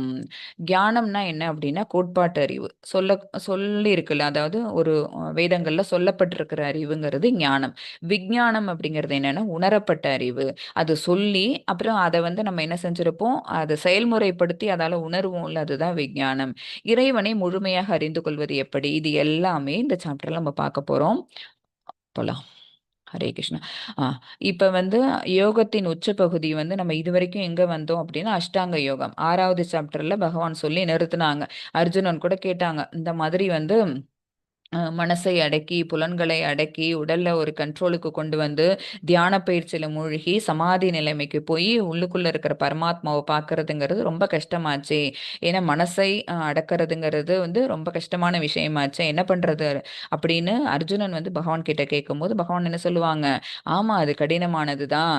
அந்த மாதிரி வந்து பயிற்சி செஞ்சு அதனால பலன் பெற்றவர்கள் எத்தனையோ பேர் இருக்கிறாங்க. ஓகேங்களா? ஆனாலும் அந்த எல்லாருமே வெற்றி பெற்றவர்களா அப்படின்னா, எல்லாரும் வெற்றி பெற்ற யோகிகளா ஆகல. எத்தனையோ பேர் தோல்வி அடைஞ்சிருக்கிறாங்க. யோகினாம் அப்பி சர்வேஷாம். இருக்கக்கூடிய அத்தனை ஜீவாத்மாக்களும் ஏதோ ஒரு யோகத்தை பண்ணிட்டு இருக்காங்க. அதுல வந்து எல்லாரும் என்ன ஆகல அப்படின்னா வெற்றி பெறல. அப்ப தோல்வியடைந்த அந்த யோகிகளோட நிலைமை என்ன அப்படின்னு பார்த்தீங்கன்னா, அந்த ஒரு படிக்கட்டு பார்த்தோம்ல நேத்தான ஸ்லைட்ல, மறுஜென்மா அவங்களுக்கு கிடைக்கும் போது விட்ட இடத்துல இருந்தே தொடருவார்கள். ஓகேங்களா? மறுபடியும் ஸ்டார்ட் ஃப்ரம் ஜீரோங்கிற பாயிண்ட் இல்லாம நம்ம வந்து பாதியிலேருந்து நம்மள தொடங்கி அதுலேருந்து நம்ம போவோம். இது பகவான் நமக்கு அஷூரன்ஸ் கொடுத்துட்டாங்க. ஸோ நான் வந்து பக்தி இப்படி பண்ணினேனே மாதாஜி, எனக்கு மறுஜென்மம்னு ஒன்று உண்டா அப்படின்னா நிச்சயமா உண்டு. அந்த மறுஜென்மம் எப்படி இருக்கும் அப்படின்னா, நம்ம பக்தி செய்யறத பொறுத்து அதோட அளவை பொறுத்து நம்ம வந்து மிக சிறந்த செல்வந்தர் வீட்டிலேயோ, நல்லா அது என்னது சொல்றது, பண்டிதர்கள் வீட்லயோ அரசர்கள் வீட்லயோ நம்ம பிறக்கிறதுக்கான வாய்ப்பு மிக மிக அதிகம். நம்ம இப்பவே நம்ம சம்டைம்ஸ் கேள்விப்பட்டிருப்போம். ஒரு குழந்தை வந்து ரொம்ப அழகா பாடுது, ரொம்ப குரல் கேட்கறதுக்கு இனிமையா இருக்கு அப்படின்னா அவங்க சொல்லுவாங்க. வீட்ல மூத்தோர்கள் பெரியோர்கள் இருந்தாங்கன்னா அவங்க சொல்லுவாங்க, ஓ போன ஜென்மால அவங்க வந்து பகவானுக்கு அத்தனை முறை தேனபிஷேகம் பண்ணியிருப்பாங்க போல இருக்கு அப்படின்னு. ஸோ அந்த புண்ணிய பலன், அந்த கர்ம பலன் தான் இப்ப வாக்கிது. ஓகேங்களா? அப்ப திடீர்னு இந்த இதுல வந்து இவ்வளவு அழகா இவங்க பாடுறதுக்கான ரீசன் என்ன அப்படின்னா, நம்ம முன்னாடி செஞ்ச அந்த கர்ம வினையோட பலன் தான் இப்ப நம்ம அனுபவிக்கிறோம். ஓகேங்களா? இது நமக்கு நல்லா தெரிஞ்சிருச்சு. ஆம், இது வரைக்கும் பகவத்கீதை படிக்காத போதே நமக்கு இந்த மாதிரி ஃபேக்ட் எல்லாம் நமக்கு தெரியும். இப்போ நம்ம படிச்சுட்டோம், 6வது சாப்டர் வரைக்கும் வந்துட்டோம். ஸோ அந்த ஏணிப்படியில் நம்ம ஏறதானே செய்வோம், அந்த ஆன்மீக பாதையில முன்னேறி தானே போறோம். ஸோ எங்க நம்மளை கொண்டு போய் விடும் அப்படின்னா பகவான் கிட்ட கொண்டு போய் விடும் இந்த ஏணி. அத்தியாயம் 6ன் முடிவு, யோகினாம் அபி சர்வேஷாம், எல்லா யோகிகளும் சிறந்தவர் யார், தன் மனதை முழுமையாக கிருஷ்ணரிடம் லயிக்க செய்பவரை சிறந்த யோகி. யோகம் என்பது உடற்பயிற்சி அல்ல, அது இறைவனோடு இணைவது. இந்த அஷ்டாங்க யோக பயிற்சி எல்லாம் என்ன அப்படின்னா உடலை வலுப்பெற வைக்கிறதுக்கு, ஓகேங்களா? அப்படித்தான் உடற்பயிற்சி மாதிரி தான் இருக்கும். அதுல நம்ம தியானம் பண்ணி மனசை ஒருநிலைப்படுத்தினா மட்டும்தான் அது மனதுக்கும் சேர்ந்து நம்ம செய்யக்கூடிய அந்த யோக பயிற்சி, ஓகேங்களா? அப்ப இல்லை அப்படின்னா அது என்ன அப்படின்னா வெறும் உடற்பயிற்சி மட்டுமே. அது எப்ப அது அந்த அஷ்டாங்க யோக பயிற்சி சிறந்த யோகமா மாறுது, பக்தி யோகமா மாறுது அப்படின்னா மனசை ஒருநிலைப்படுத்தி உள்ளுக்குள்ள உரைகின்ற பரமாத்மாவை நாம் காணும் போதுதான். அப்படி பார்த்துட்டோம் அப்படின்னா நம்ம சிறந்த யோகி, ஓகேங்களா? தன் மனதை முழுமையாக கிருஷ்ணரிடம் லயிக்க செய்பவரை சிறந்த யோகி. இதுதான் நம்ம லாஸ்ட் சாப்டரோட சுருக்கம். ஓகே, 6வது சாப்டர்ல இதுதான் பகவான் நமக்கு சொல்லி கொடுத்தது. இப்ப 7வது சாப்டர்ல ஞான விஞ்ஞான யோகமாச்சா, விஞ்ஞானம் என்னங்கிறத கொஞ்சம் பகவான் இங்க சொல்லுவாங்க. இதுல என்ன இருக்கு இந்த ஸ்லைட்ல அப்படின்னா பின்ன சக்தி. பின்ன சக்திங்கிறது என்ன அப்படின்னா பகவான் கிட்ட இருந்து பிரிஞ்சு வந்த சக்தி. பகவானுக்கு எத்தனை சக்தி மாதாஜி இருக்கு அப்படின்னா அவருக்கு ஏகப்பட்ட எண்ணற்ற சக்திகள் இருக்குது. அதுல நம்ம மெயினா பார்க்க வேண்டியது என்ன அப்படின்னு பாத்தீங்கன்னா பகவான் அப்பரா, நம்ம எல்லாம் பராசக்தி, ஓகேவா? ஃபர்ஸ்ட் அது அவங்க ஃபுல்லா ஆன்மீகமானவர், நம்ம கம்ப்ளீட்டா பௌதிகமானவர்கள், ஓகேங்களா? நம்ம எல்லாம் யாரு அப்படின்னா பலமுறை சொல்லியிருக்கோம், நம்ம எல்லாம் பகவானுடைய பார்ட் அண்ட் பார்சல், அவர்கிட்ட இருந்து பிரிஞ்சு வந்தவங்க. அவர்கிட்ட இருந்து பிரிஞ்சு வந்தவங்க நம்ம மட்டும்தானா அப்படின்னா இல்லை, இந்த இயற்கை எல்லாமும் அவரால் படைக்கப்பட்டது, ஓகேவா? அந்த மெட்டீரியல் வேர்ல்டு, ஜட இயற்கைன்னு இருக்கு பார்த்தீங்களா, இந்த வேர்ல்டு பௌதிக உலகம்ங்கிறது பகவானால படைக்கப்பட்டது. பகவானுடைய எந்த சக்தியால படைக்கப்பட்டது அப்படின்னா பகவானுக்கு தாழ்ந்த சக்தி, உயர்ந்த சக்தி, நடுத்தர சக்தின்னு 3 சக்தி இருக்கு, ஓகேவா? தாழ்ந்த சக்தி என்ன பண்ணுது அப்படின்னா பகவான் கிட்ட இருந்து பிரிஞ்சு இந்த ஜட இயற்கை ஃபுல்லா ஃபார்ம் பண்ணுது. பகவானுடைய உயர்ந்த சக்தியிலேருந்து நம்ம எல்லாரும் வரும், ஜீவாத்மாக்கள் அத்தனை பேரும் பகவானுடைய உயர்ந்த சக்தி, ஓகேங்களா? இதை நல்லா புரிஞ்சுக்கோங்க. தாழ்ந்த சக்தி என்ன அப்படின்னா இருக்கக்கூடிய மெட்டீரியல் வேர்ல்டு, பகவானுடைய உயர்ந்த சக்தி சுப்பீரியர் எனர்ஜி, ஓகேவா? அது யாரு எல்லாம் அப்படின்னா இந்த ஜீவாத்மாக்கள் நம்ம எல்லாரும். சரி, இந்த மெட்டீரியல் வேர்ல்டுல என்னென்னலாம் இருக்கு அப்படின்னா இது காம்பினேஷன் ஆஃப் இந்த 8 திங்ஸும், இந்த 8 விஷயங்களும் பகவான் கிட்ட இருந்து பிரிந்து வந்த விஷயங்கள், ஆற்றல்கள்னு சொல்லியிருப்பாங்க. இவை அனைத்தும் கிருஷ்ணரின் பிரிந்த ஆற்றல்கள். என்னென்ன 8 அப்படின்னு பார்த்தீங்கன்னா பஞ்சபூதங்கள் 5 பிளஸ் மனம், புத்தி, அகங்காரம் அப்படிங்கிற 3 பஞ்சபூதங்கள். இந்த பஞ்சபூதங்கள் 5 சேர்ந்து என்ன பண்ணுது அப்படின்னா இந்த உடலை உருவாக்குது, ஓகேவா? ஒருத்தவங்க நம்ம கண்ணால பார்த்துக்கிறோம்ல, இந்த கண்ணால பார்க்கக்கூடிய இந்த ஸ்தூல உடலை உருவாக்குறது எது அப்படின்னா பஞ்சபூதங்கள். நிலம், நீர், நெருப்பு, காற்று மற்றும் ஆகாயம், இந்த 5ம் சேர்ந்தா இந்த ஜீவாத்மாவனுடைய உடல், அதுவும் ஸ்தூல உடல், கண்ணால பார்க்கக்கூடிய இந்த உடலுங்கிறது ஃபார்ம் ஆயிடும். அந்த ஸ்தூல உடலுக்கு உள்ளார யார் இருக்கான்னு சொல்லியிருக்கோம், ஜீவாத்மா இருக்கிறாங்கன்னு செகண்ட் சாப்டர்ல பார்த்தோம். அப்புறம் 5th சாப்டர்ல ஜீவாத்மாவோட சேர்த்து பரமாத்மா இருக்காங்கங்கிறத பார்த்தோம். அது கூட சேர்ந்து இப்ப இன்னொரு விஷயத்தையும் சொல்லி தராங்க. மனம், புத்தி, அகங்காரம் அப்படிங்கிற நமக்கு கண்ணால பார்க்க முடியாத ஒரு விஷயம், அது அந்த சூக்ஷ்ம உடலுக்கு ஃபார்ம் பண்ணியிருக்கு. ஸோ ஒரு ஜீவாத்மான்னு எடுத்தோம்னு வச்சுக்கோங்களேன், மொத்தம் எத்தனை இருக்கும் அப்படின்னா இப்போ என்ன எடுத்தோம் அப்படின்னா உங்க எல்லாருக்கும் கண்ணுக்கு தெரியக்கூடிய இந்த உருவம் இது ஸ்தூலம், அதாவது கண்களால பார்க்க முடியும். இந்த புறக்கண்கள் நம்மள்ட்ட இருக்கிற இந்த ஆர்கன், சென்சரி ஆர்கன் மூலமா நம்மளால பார்க்க முடிஞ்சது அப்படின்னு வச்சுக்கோங்களேன், அது என்ன அப்படின்னா ஸ்தூல உடல். இந்த ஸ்தூல உடலுக்குள்ள என்ன இருக்குது, நம்ம கண்களால பார்க்க முடியாத ஆனால் உணர முடியக்கூடிய ஒரு உடல் இருக்குது, அது பேர் சூட்சம உடல். பேரே உங்களுக்கு புரிஞ்சிருக்கும், சூட்சமம், உணரதான் முடியும். அதுக்குள்ளதான் யார் இருக்கு அப்படின்னு பாத்தீங்கன்னா ஜீவாத்மாவும் பரமாத்மாவும் இருக்கிறாங்க. அப்ப இந்த உடலை நீக்கிட்டு ஆத்மா இந்த இந்த உடல் அழிஞ்சு போற ஸ்டேஜ்ல இளமை, அப்புறம் முதுமை, முதுமைக்கு அப்புறம் நம்ம இறப்பு அப்படிங்கிற காலகட்டத்தை இந்த உடல் எட்டும் போது, ஏன்னா உடல் எப்படி மாறிக்கிட்டே வருதுங்கிறத நிறைய பிக்சர்ல பார்த்துருக்குறோம். பிறக்கிறோம், குழந்தையா தவறுறோம், அப்புறம் கொஞ்சம் வளர்றோம், அப்புறம் இளமை பருவத்தை அடையிறோம், அதுக்கப்புறம் திருமணம் நடக்குது, நம்ம ரீப்ரொடக்ட் ரீப்ரொடியூஸ் பண்றோம். அதுக்கப்புறம் தளர்ந்து போறோம். வயது முதிர்வின் காலமா தளர்ந்து போறோம். தளர்ந்து போயிட்டு அப்புறம் கடைசியா இறப்புங்கிறது வருது. ஸோ இந்த 6 ஸ்டேஜஸ் கிராஸ் பண்ணுது இந்த உடல். அப்ப குழந்தையா இருக்கும்போது அதே உடல்லாம் இறக்கும்போது அதே குழந்தையாவா இருக்கிறோம். இந்த உடல் வந்து வளர்ந்து வளர்ந்து வளர்ந்து அப்புறம் மறுபடியும் குறுகி அப்புறம் இந்த உடல் அழியுது. ஓகேங்களா? இந்த உடல் அழியும் போது உள்ளுக்குள்ள இருக்கிற ஆத்மா எல்லாத்துலயும் ஒரே சைஸாவே தான் இருந்துட்டு இருக்குங்கிறத நம்ம நிறைய ஸ்லைட்ல பார்த்தாச்சு. அப்ப அந்த மாதிரி இந்த உடலை விட்டுட்டு ஆத்மா மேல போகுதில்ல, அப்ப என்ன பண்ணுமா, அந்த சூட்சும உடலையும் சேர்த்து எடுத்துட்டு போகும். ஏன்னா அந்த சூட்சும உடல் தான் எதை கேரி பண்ணிட்டு போகும் அப்படின்னா, இது இந்த உடல்ல இருக்கும்போது இந்த ஆத்மா என்னென்ன காரியங்களை செஞ்சதோ அதுக்கான கர்ம பலனை எடுத்துட்டு போறது அந்த சூட்சும உடல் தான். ஓகேங்களா? மனம், புத்தி, அகங்காரம், இந்த 3 விஷயங்கள். இந்த 3 விஷயங்கள் பிளஸ் இந்த பஞ்சபூதங்கள் 5, 5 பிளஸ் 3 8, இவை அனைத்தும் கிருஷ்ணரின் பிரிந்த ஆற்றல்கள். பகவான் கிட்டேந்து பிரிஞ்சு வந்த தாழ்ந்த சக்தி. ஓகேங்களா? இது வந்து இன்ஃபீரியர் எனர்ஜி. பகவானுடைய தாழ்ந்த சக்தி தமிழ்ல இருக்கும். இன்ஃபீரியர் எனர்ஜிங்கிறது இங்கிலீஷ்ல பேசுவோம். அது என்ன, மெட்டீரியல் வேர்ல்ட ஃபார்ம் பண்றதுக்கு. ஓகேங்களா? அடுத்தது ஹரே கிருஷ்ணா. பராசக்தி. நம்ம எல்லாம் பகவானை யாருன்னு சொன்னோம் அப்படின்னா அப்பரான்னு சொன்னோம். ஏன்னா அவங்க வந்து ஆன்மீகத்தோட தொடர்பு உடையவங்க. நம்ம எல்லாம் அவங்கள்ட்ட இருந்து பிரிஞ்சு வந்தது அப்படின்னா நமக்கு பேர் என்ன அப்படின்னா பராசக்தி, ஜீவாத்மா. இந்த ஜீவாத்மா பகவானுடைய எந்த சக்தியிலேருந்து வந்திருக்கோம் அப்படின்னு பார்த்தீங்கன்னா அவங்களுடைய சுப்பீரியர் எனர்ஜிலேருந்து. சரிங்களா? ஸோ இந்த ஜட உலகம் வந்து இன்ஃபீரியர் எனர்ஜி, தாழ்ந்த தாழ்ந்த சக்தி. நம்ம எல்லாம் பகவானுடைய உயர்ந்த சக்தி. ஒரு கணினி உமையோட சொல்லியிருக்காங்க. ஒரு கணினி தானாகவே உருவாகாது. அதை வடிவமைக்க ஒரு நபர் தேவை. ஒரு கம்ப்யூட்டர் இருக்கு அப்படின்னா நிறைய பார்ட் இருக்கும் அதுல. மதர் போர்டு இருக்கும், சிபியு இருக்கும், நிறைய அதுல வந்து மதர் போர்டில் அத்தனை சிப்ஸ் இருக்கும், அத்தனை வயர் கனெக்ஷன் இருக்கும், எவ்வளவோ விஷயங்கள் அதுக்குள்ள இருக்குது. இத்தனையும் ஒன்றமைஞ்சாதான் என்ன ஆகும், ஒரு கம்ப்யூட்டர் உருவாக்க முடியும்னு வச்சுக்கோங்க. அப்புறம் எக்ஸ்ட்ரா பெரிஃபரல்ஸ் எல்லாம் வேற இருக்கும். நம்ம வந்து சிபியு, அப்புறம் மவுஸ் ஒன்று ஒன்றா இருக்கும். ஓகேங்களா? ஸோ அதே மாதிரியே அந்த கணினியை வந்து தானா ஃபார்ம் ஆகும் அப்படின்னா ஃபார்ம் ஆயிடுமா? ஆகாது. இத்தனை வெளி விஷயங்கள் அத்தனையும் எடுத்து போட்டு ஹார்ட்வேர் சாஃப்ட்வேர் எல்லாத்தையும் ஒன்றா நம்ம பண்ணணும் அப்படின்னா நமக்கு என்ன கிடைக்கும்? ஒரு கம்ப்யூட்டர் கிடைக்கும். அதே மாதிரியே உயிர் அணுக்கள் அது வந்து குழந்தை அம்மாவும் அப்பாவும் ஒன்று சேருவதனால் கிடைக்கும் அந்த. ஆனா அது ஒரு உடம்பா ஃபார்ம் ஆகிறதுக்கு, ஓகேங்களா, அது ஒரு பாடி, ஒரு ஸ்ட்ரக்சர் ஒன்றத்தை எடுத்துக்கிறதுக்கு யார் முக்கிய காரணமா இருப்பாங்க அப்படின்னு பார்த்தீங்கன்னா பகவான் தான். ஸோ பகவானுடைய இந்த சக்தி, அந்த ஆற்றல் வந்து அந்த இடத்துல என்ன பண்ணுது, ஜீவாத்மா இந்த உடலை எடுக்கிறதுக்கு உதவி பண்ணுது. அப்புறம் இந்த ஜடம் வந்து தானாக இயங்காது, அதை இயக்குவது ஜீவாத்மா. சரி, உடலை எடுத்துட்டு வெளியில வந்துடுறோம். அந்த உடல் அப்படியே இருந்ததுன்னு வச்சுக்கோங்களேன், அந்த ஜடம்னு தான் சொல்லுவோம். ஓகேங்களா? அதுக்கு அது அப்ப ஒரு மெட்டீரியல் விஷயத்துக்கும் ஒரு மரத்துக்கும், மரம் கூட சொல்ல முடியாது. இந்த மேஜைக்கும் எனக்கும் என்ன வித்தியாசம்? இந்த மேஜைக்கு உயிர் கிடையாது. ஆனா நமக்கு என்ன இருக்கு? உள்ளுக்குள்ள ஆத்மா இருக்கு. ஸோ இது வந்து தானா இயங்குமா? அந்த டேபிள், யூ கோ தேர் அப்படின்னா டேபிள் போகுமா? போகாது.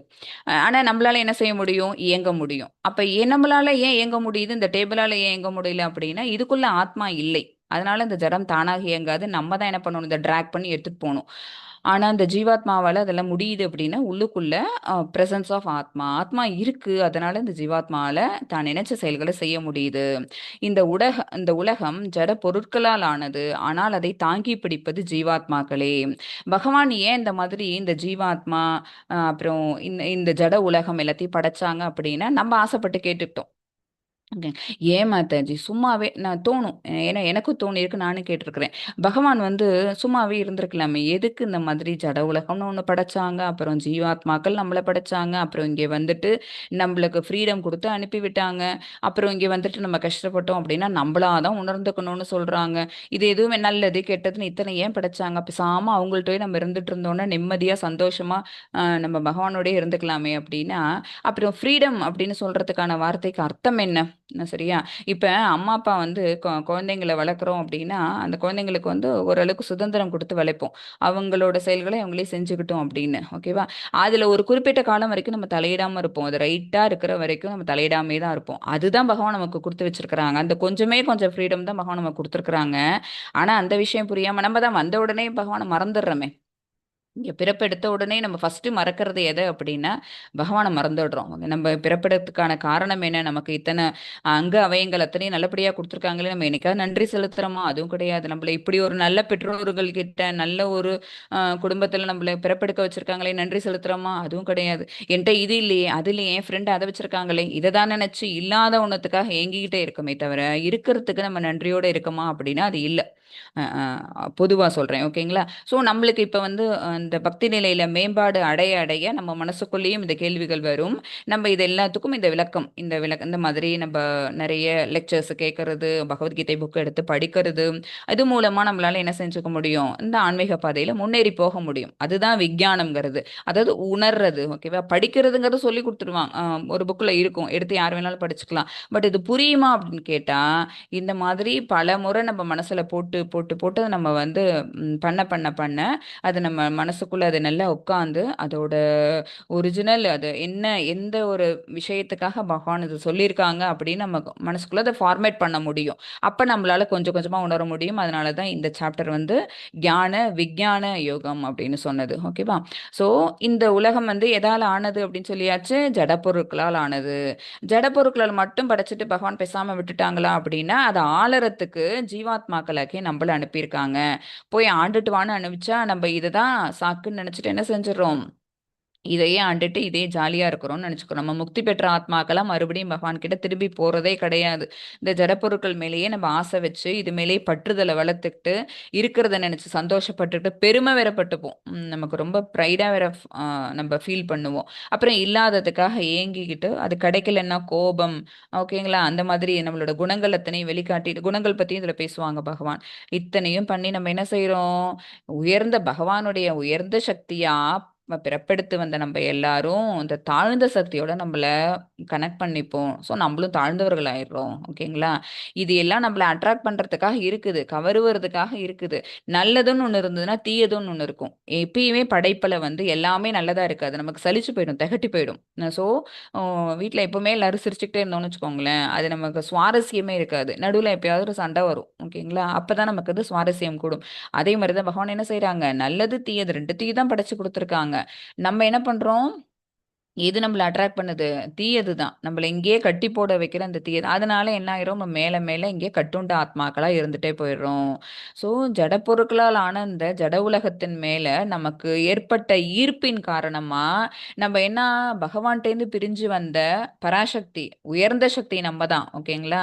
ஆனா அந்த உயர்ந்த சக்தியான நமக்கு என்ன ஆயிடுது? இந்த மாதிரி தாழ்ந்த சக்தி திங்ஸ் மேல நமக்கு ஈடுபாடு, ஈர்ப்புங்கிறது வந்ததுனால நம்ம தான் இது எல்லாத்தையும் கட்டி ஆளணும் போல இருக்கு அப்படிங்கிற எண்ணம் நமக்கு வந்ததுனால கட்டுண்ட ஆத்மாக்களை நம்ம இங்கே தங்கிடுறோம், ஓகேவா?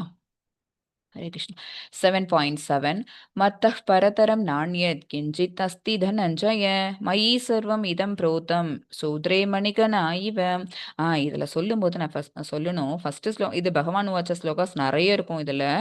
ஏன்னா நான் சொன்னேன் ஸ்டார்டிங்லே, இந்த பக்தி யோகம்ல வந்து நிறைய பகவான் அவங்களே சொன்ன ஸ்லோகாஸ் தான் நிறைய உண்டுன்னு. என்னிடமிருந்து கேள் தஷ்ருணு அப்படின்னு சொல்லி ஆரம்பிப்பாங்க. இந்த ஞான விஞ்ஞான யோகம் என்னங்கிறத நான் உனக்கு சொல்லித்தரேன், நீ எதை எந்த விதமான சந்தேகமும் இல்லாம நீ என்னிடமிருந்தே கேள் அப்படின்னு சொல்லிட்டு பகவான் ஸ்டார்ட் பண்ணுவாங்க. இதுல என்ன சொல்றாங்க 7.7ல, செல்வத்தை வெல்வோனே தனஞ்சய. தனஞ்சயன்னா என்ன அர்த்தம் அப்படின்னா செல்வத்தை வெல்வோனே, என்னை விட உயர்ந்த உண்மை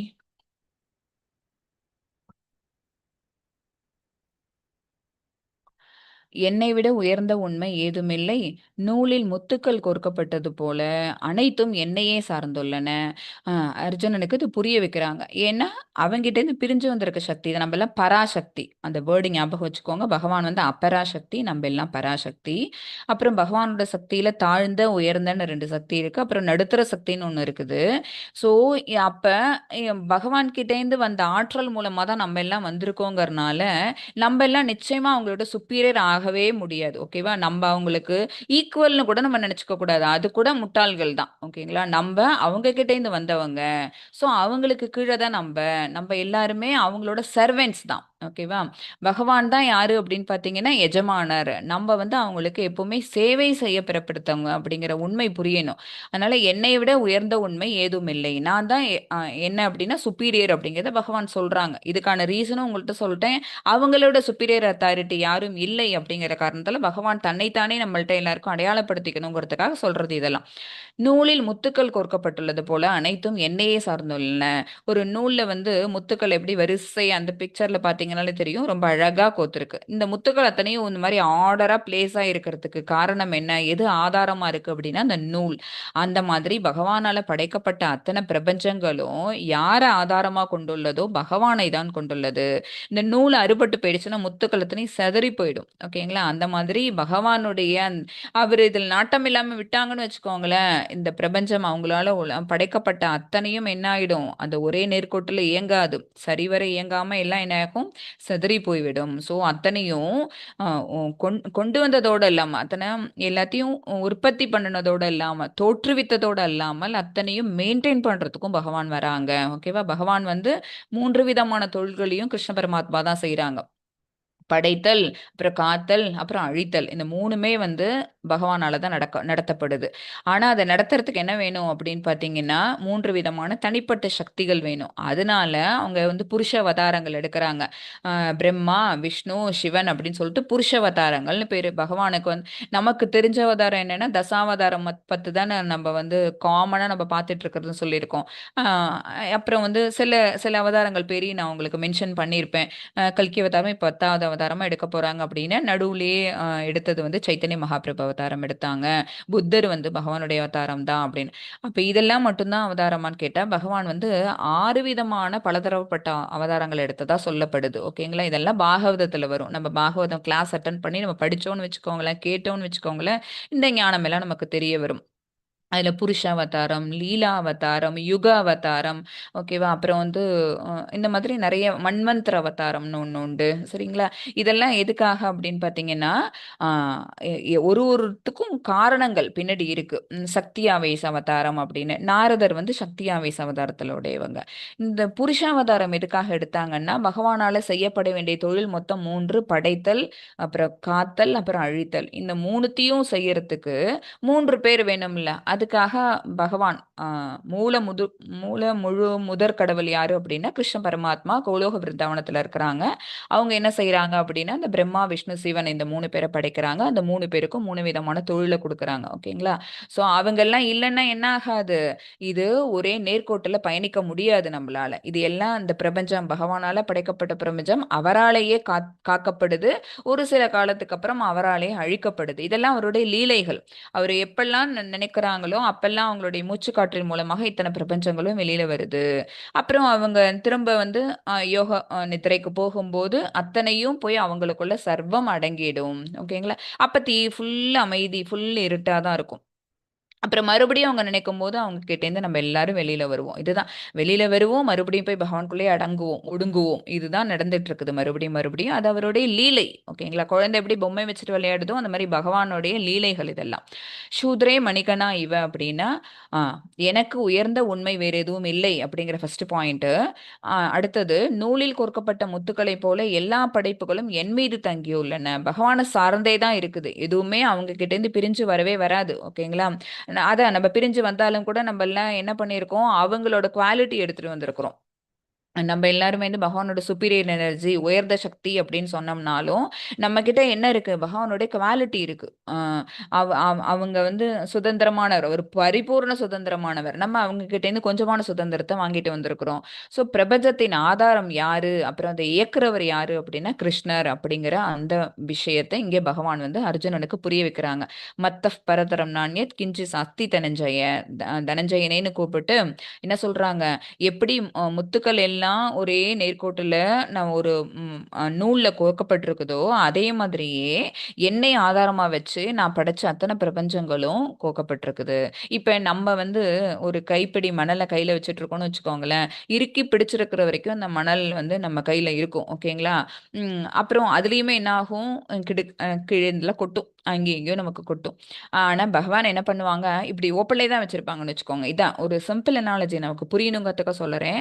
ஆனாலும் பகவானோட ஆதாரப்பட்டு நிக்குது. அவங்களோட கையில இருக்கிற மனத்துகள் மாதிரி அவங்களால படைக்கப்பட்ட அந்த பிரபஞ்சங்கள், ஒரு ஒரு பிரபஞ்சத்துக்குள்ளயும் இருக்கிற அத்தனை லோகங்கள், உயர் கிரகங்கள், தாழ்ந்த கிரகங்கள். ஒரு பிரபஞ்சம்னு எடுத்தீங்கன்னா அதுக்குள்ள கிரகங்கள் அத்தனை இருக்கும், உயர் லோகங்கள் அத்தனை இருக்கும், பிரம்மலோகம் இருக்கும், தேவலோகம் இருக்கும், பித்ருலோகம் இருக்கும், ஜனலோகம் இருக்கும். அப்புறம் நம்மளுடைய பூமி சம்பந்தப்பட்ட இத்தனை லோகங்கள்லாம் பாதாள லோகம் வரைக்கும் அத்தனையும் இருக்கும். ஒன்னொன்னுத்துக்குள்ளேயும் எத்தனை ஜீவாத்மாக்கள் இருக்கு. சரிங்களா? இது இத்தனை நமக்கு எண்ணி பார்க்கவே முடியாத அளவுக்கு இருக்கக்கூடிய விஷயங்கள் பகவானுக்கு ரொம்ப சிம்பிளா அவங்க விளையாடக்கூடிய ஒரு விஷயம் மாதிரி அதை லீலையா பண்ணிட்டு இருக்காங்க. இதை இந்த இடத்துல புரிய வைக்கிறாங்க அர்ஜுனனுக்கு.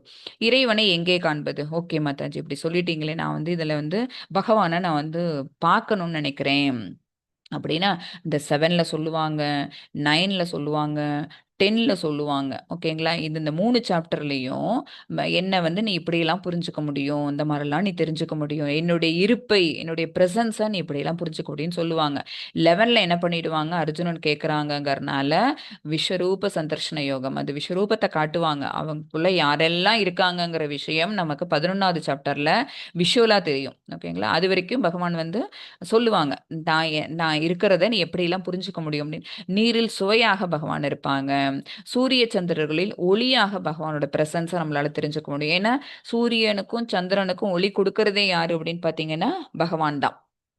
பகவானுடைய உடம்புலேருந்து பிரம்ம ஜோதி அதுதான் அவங்கள மறைக்குதான். நிறைய வேத குறிப்புகள்ல சொல்லப்பட்டிருக்கும். பகவானை கம்ப்ளீட்டா மறைச்சிட்டு இருக்கிறது என்ன அப்படின்னா அவ்வளோ பெரிய வெளிச்சம். அந்த பிரம்ம ஜோதியை தாண்டி அது மகத்தத்துவம் அப்படின்னு சொல்லுவாங்க. அதில் பாகவதம் படிக்கும் போதும் இல்லை நீங்கள் L2 வரும்போது இன்னும் டீட்டெயிலாக அதை பற்றி சொல்லுவோம். ஸோ அந்த பிரகாசத்துலேருந்து தான் சூரியனுக்கும் சந்திரனுக்கும் பிரகாசம் கிடைக்குதான். ஓகேங்களா? நம்மளால இந்த ஒரு லோகம், இந்த பிரபஞ்சத்துல இந்த பூமியில இருந்துட்டு நம்மளால இந்த சூரியனை அவ்வளோ எட்டி இருக்கக்கூடிய சூரியன் நமக்கு வந்து சுடுது, தகிக்குது அப்படிங்கிறோம். நம்மளால கண்ணால, நேரிட்ட கண்ணால காலையில 7 மணிக்கு வேணா பார்க்க முடியும். 12 மணிக்கு சூரியனை போய் நம்மளால கண்களை கூசாம பார்க்க முடியுமா அப்படின்னா அந்த ஒளி நம்மளுக்கு தாங்க முடியாது. ஆனா அந்த மாதிரி பல கோடி சூரியன்கள் ஒன்னா சேர்ந்த அளவுக்கு பிரகாசமான உடலை வச்சிருக்கவங்க யாரு அப்படின்னா பகவான். அப்புறம் வேதங்கள்ல ஓம் அப்படிங்கிற பிரணவ மந்திரமா பகவான் இருக்கிறாங்க. நெருப்புல வெப்பம். ஓகேங்களா? நெருப்புல நம்ம வந்து வெப்பம் இருக்கு, அதை வச்சு நம்மளால என்ன பண்ண முடியும், பிரசன்ஸ் ஆஃப் பகவான், அதை நம்ம புரிஞ்சுக்க முடியும். அப்புறம் மனிதர்கள்ட்ட நான் யார் என்னவா இருக்கேன் அப்படின்னா அவருடைய திறமையா இருக்கிறேன். டேலண்ட்னு இருக்கணும், ஒரு ஒரு மனுஷனுக்கும் ஒரு ஒரு டேலண்ட்னு கொடுத்துருப்பாங்கல்ல, அதனுடைய திறமையா நான் இருக்கேன் அப்படின்னு சொல்லிட்டு பகவான் வந்து தான் எங்கெல்லாம் அந்த ஜட உலகத்துல தன்னோட பிரசன்ஸ் எங்கெல்லாம் இருக்குங்கிறத கொஞ்சமா அந்த சாப்டர்ல சொல்லியிருப்பாங்க. இன்னும் 9, 11, 10 எல்லாம் போகும்போது இன்னும் நிறைய சொல்லியிருப்பாங்க. ஏன்னா அர்ஜுனனே கேட்பாங்க, சொல்லுங்க நான் தெரிஞ்சுக்கிறேன் அப்படின்னு கேட்பாங்க. அடுத்தது இந்த இந்த சொல்லப்பட்டிருக்க அடுத்த விஞ்ஞானம் என்ன அப்படின்னா மாயை. மாயைங்கிற விஷயம் வந்து நம்மளை வந்து மறைக்குது. அதான் இப்ப நான் சொன்னேன்னா அந்த பிரம்ம ஜோதி அப்படிங்கிறது அவ்வளோ பெரிய பிரகாசம் என்ன பண்ணுது அப்படின்னா ஆன்மீக உலகத்துக்கும் பௌதிக உலகத்துக்கும் நடுவுல அந்த அவ்வளோ பெரிய பிரகாசமான அந்த ஜோதி இருக்குது. அப்ப நம்ம என்ன பண்ணணும் அப்படின்னா இந்த பௌதீக உலகத்திலேருந்து நித்திய லோகமான, அதாவது எப்பவுமே இதெல்லாம் வந்து அழியக்கூடியது, அதாவது பகவான் நினைச்சாங்கன்னா உள்ளிழுத்தாங்கன்னு வச்சுக்கோங்க, நம்ம எல்லாம் போய் அவங்களோட ஒடுங்கிடுவோம்னு சொன்னோமே. பட் அவங்க இருக்கக்கூடிய லோகம் இருக்கு பாத்தீங்களா, அது நித்தியமா எப்போதும் இருக்கக்கூடியது. அங்க அவங்களோட யார் இருக்கா அப்படின்னு கேட்டாங்கன்னா முத்தி பெற்ற ஆத்மாக்கள் அத்தனை பேரும் அவங்களோட தான் அங்க இருப்பாங்க. ஓகேங்களா? சந்தோஷமா இருப்பாங்க. எந்த விதமான இன்பம் துன்பத்துக்கு ஆட்படாம, செல்வம் வறுமை அப்புறம் அதான் ஏழை பணக்காரன் இந்த மாதிரி எந்த வித்தியாசமும் இல்லாம எல்லாரும் எல்லா நேரமும் சந்தோஷமா அவங்க பகவானுக்கு பக்தி தொண்டுலையும் சேவையிலையும் தன்னை இணைச்சிட்டு இருப்பாங்க. அவங்க எல்லாரும் நம்ம எல்லாருமே அங்க இருந்தவங்க தான். ஆனா நம்மளுக்கு ஃப்ரீடம் கொடுத்து பகவான் இங்க அனுப்பிச்சு விட்டதுல நம்ம என்ன பண்ணிட்டோம் அப்படின்னா அது எல்லாத்தையும் மறந்து போயிட்டோம். நாம் சுதந்திரமானவர்கள் என்று நினைக்கிறோம், ஆனால் நாம் குணங்களால் கட்டுப்படுத்தப்படுகிறோம். நம்ம சுதந்திரமானவர்கள் தான், அதனால தான் நம்மளை இங்க அனுப்புனாங்க. ஆனா இங்க வந்துட்டு நம்ம என்ன ஆயிடுறோம் அப்படின்னா நம்மள ஒருத்தவங்க கண்ணுக்கே தெரியாத ஒரு விஷயம் நம்மள வந்து கட்டி போடுது.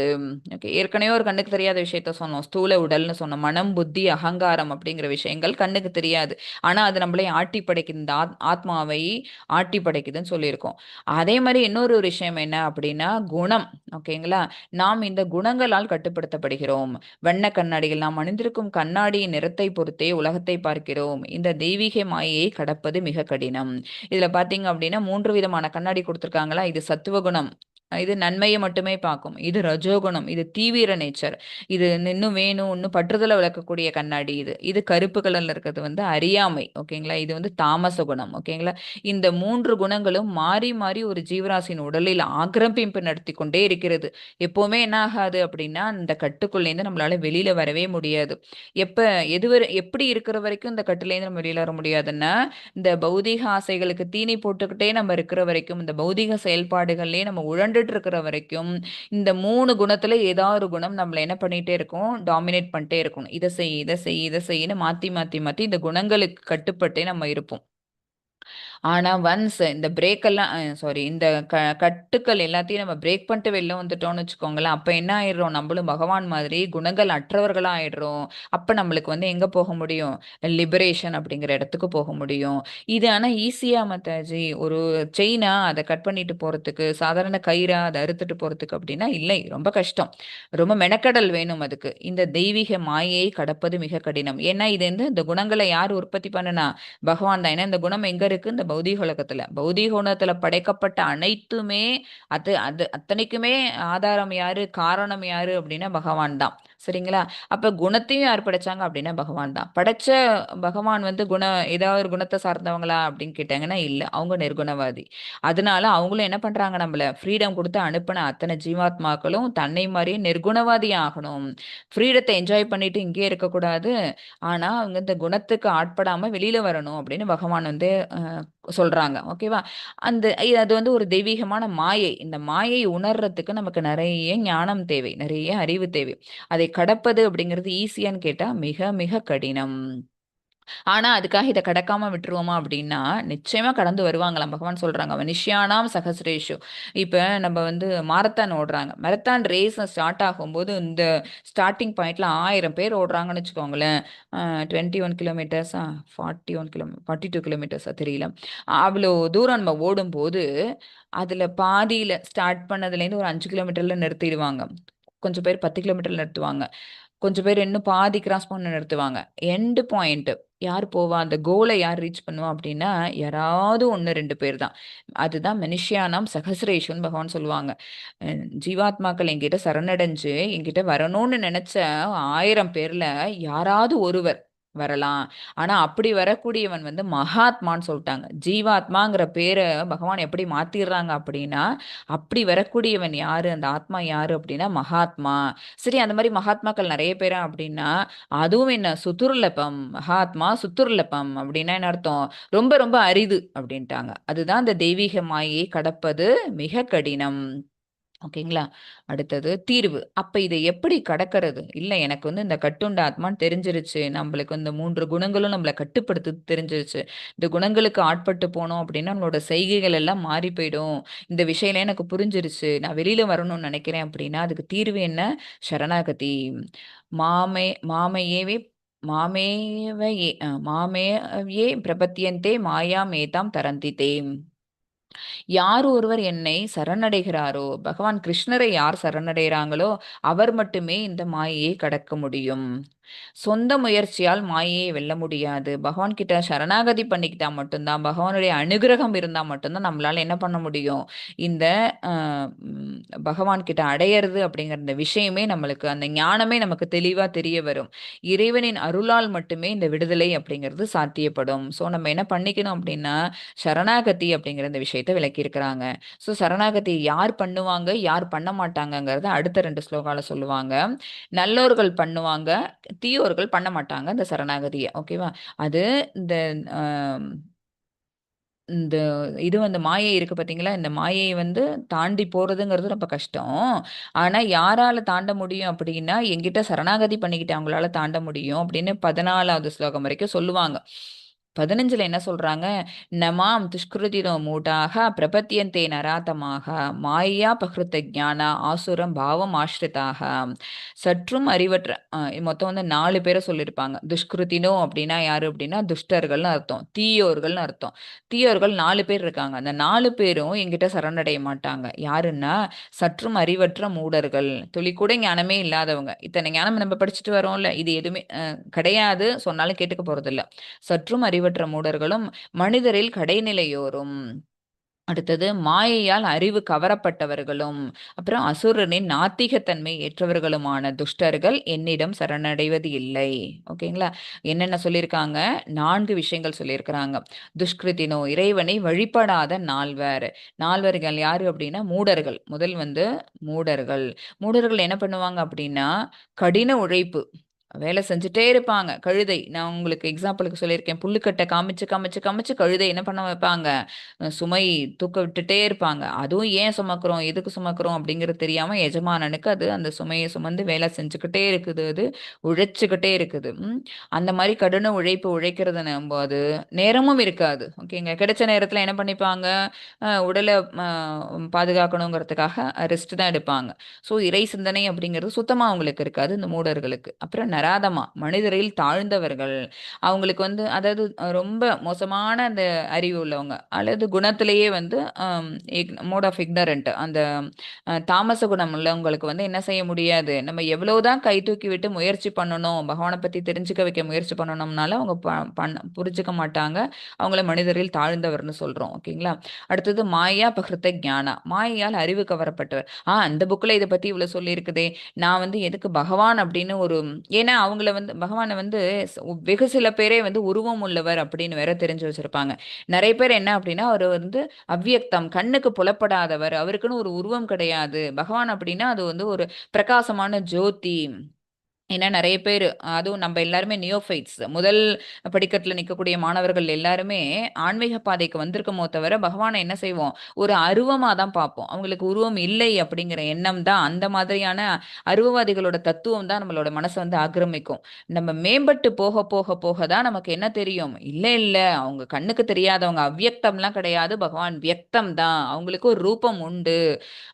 அப்புறம் அந்த ரூபத்துக்கும் குணத்துக்கும் லீலைக்கும் ஒரு நாமத்துக்கும் எந்த வித்தியாசமும் கிடையாது. நம்மள மாதிரியே தான் எல்லா அங்கங்களும் உங்களுக்கு இருந்தாலும் கூட, நம்ம இங்கே இந்த உடல் எடுக்கும் போது தான் இந்த அங்கங்கள் கிடைக்குது. ஆனால் பகவான் வந்து எப்பவுமே நித்தியமா, ஸ்பிரிச்சுவல்லையும் சரி, இந்த மாதிரி பௌதிக உலகம் வந்தாலும் சரி, இந்த மாதிரி ஒரு ரூபத்தோட, இத்தனை அழகான சௌந்தரிய ரூபத்தோட தான் பகவான் இருப்பாங்கங்கிறது யாருக்கு தெரியும் அப்படின்னா, முதல் தர பக்தனுக்கு தான் தெரியும். நம்ம எல்லாம் அந்த படிக்கட்டுல நின்றுட்டு இருக்கிறதுனால நமக்கு என்ன ஆகும், கேட் அண்ட் த வால் மாதிரி எந்த பக்கம் வேணாலும் சாயறதுக்கு நமக்கு வாய்ப்பு ஜாஸ்தி. அதனால தான் வந்து குதிரைக்கு லகான் கட்டின மாதிரி ஒரே நேர்கோட்டில் போயிட்டே இருக்கணும். நம்ம வந்து இந்த பாதையில் வந்துட்டிங்களா, இதில் முன்னேறத்துக்கான வழிகள் என்னவோ, எதை தெரிஞ்சுக்கிட்டா எதை படித்தா நம்ம இந்த பாதையில் முன்னேறி போவோமோ அதை மட்டுமே தான் நம்ம பார்க்கணும்.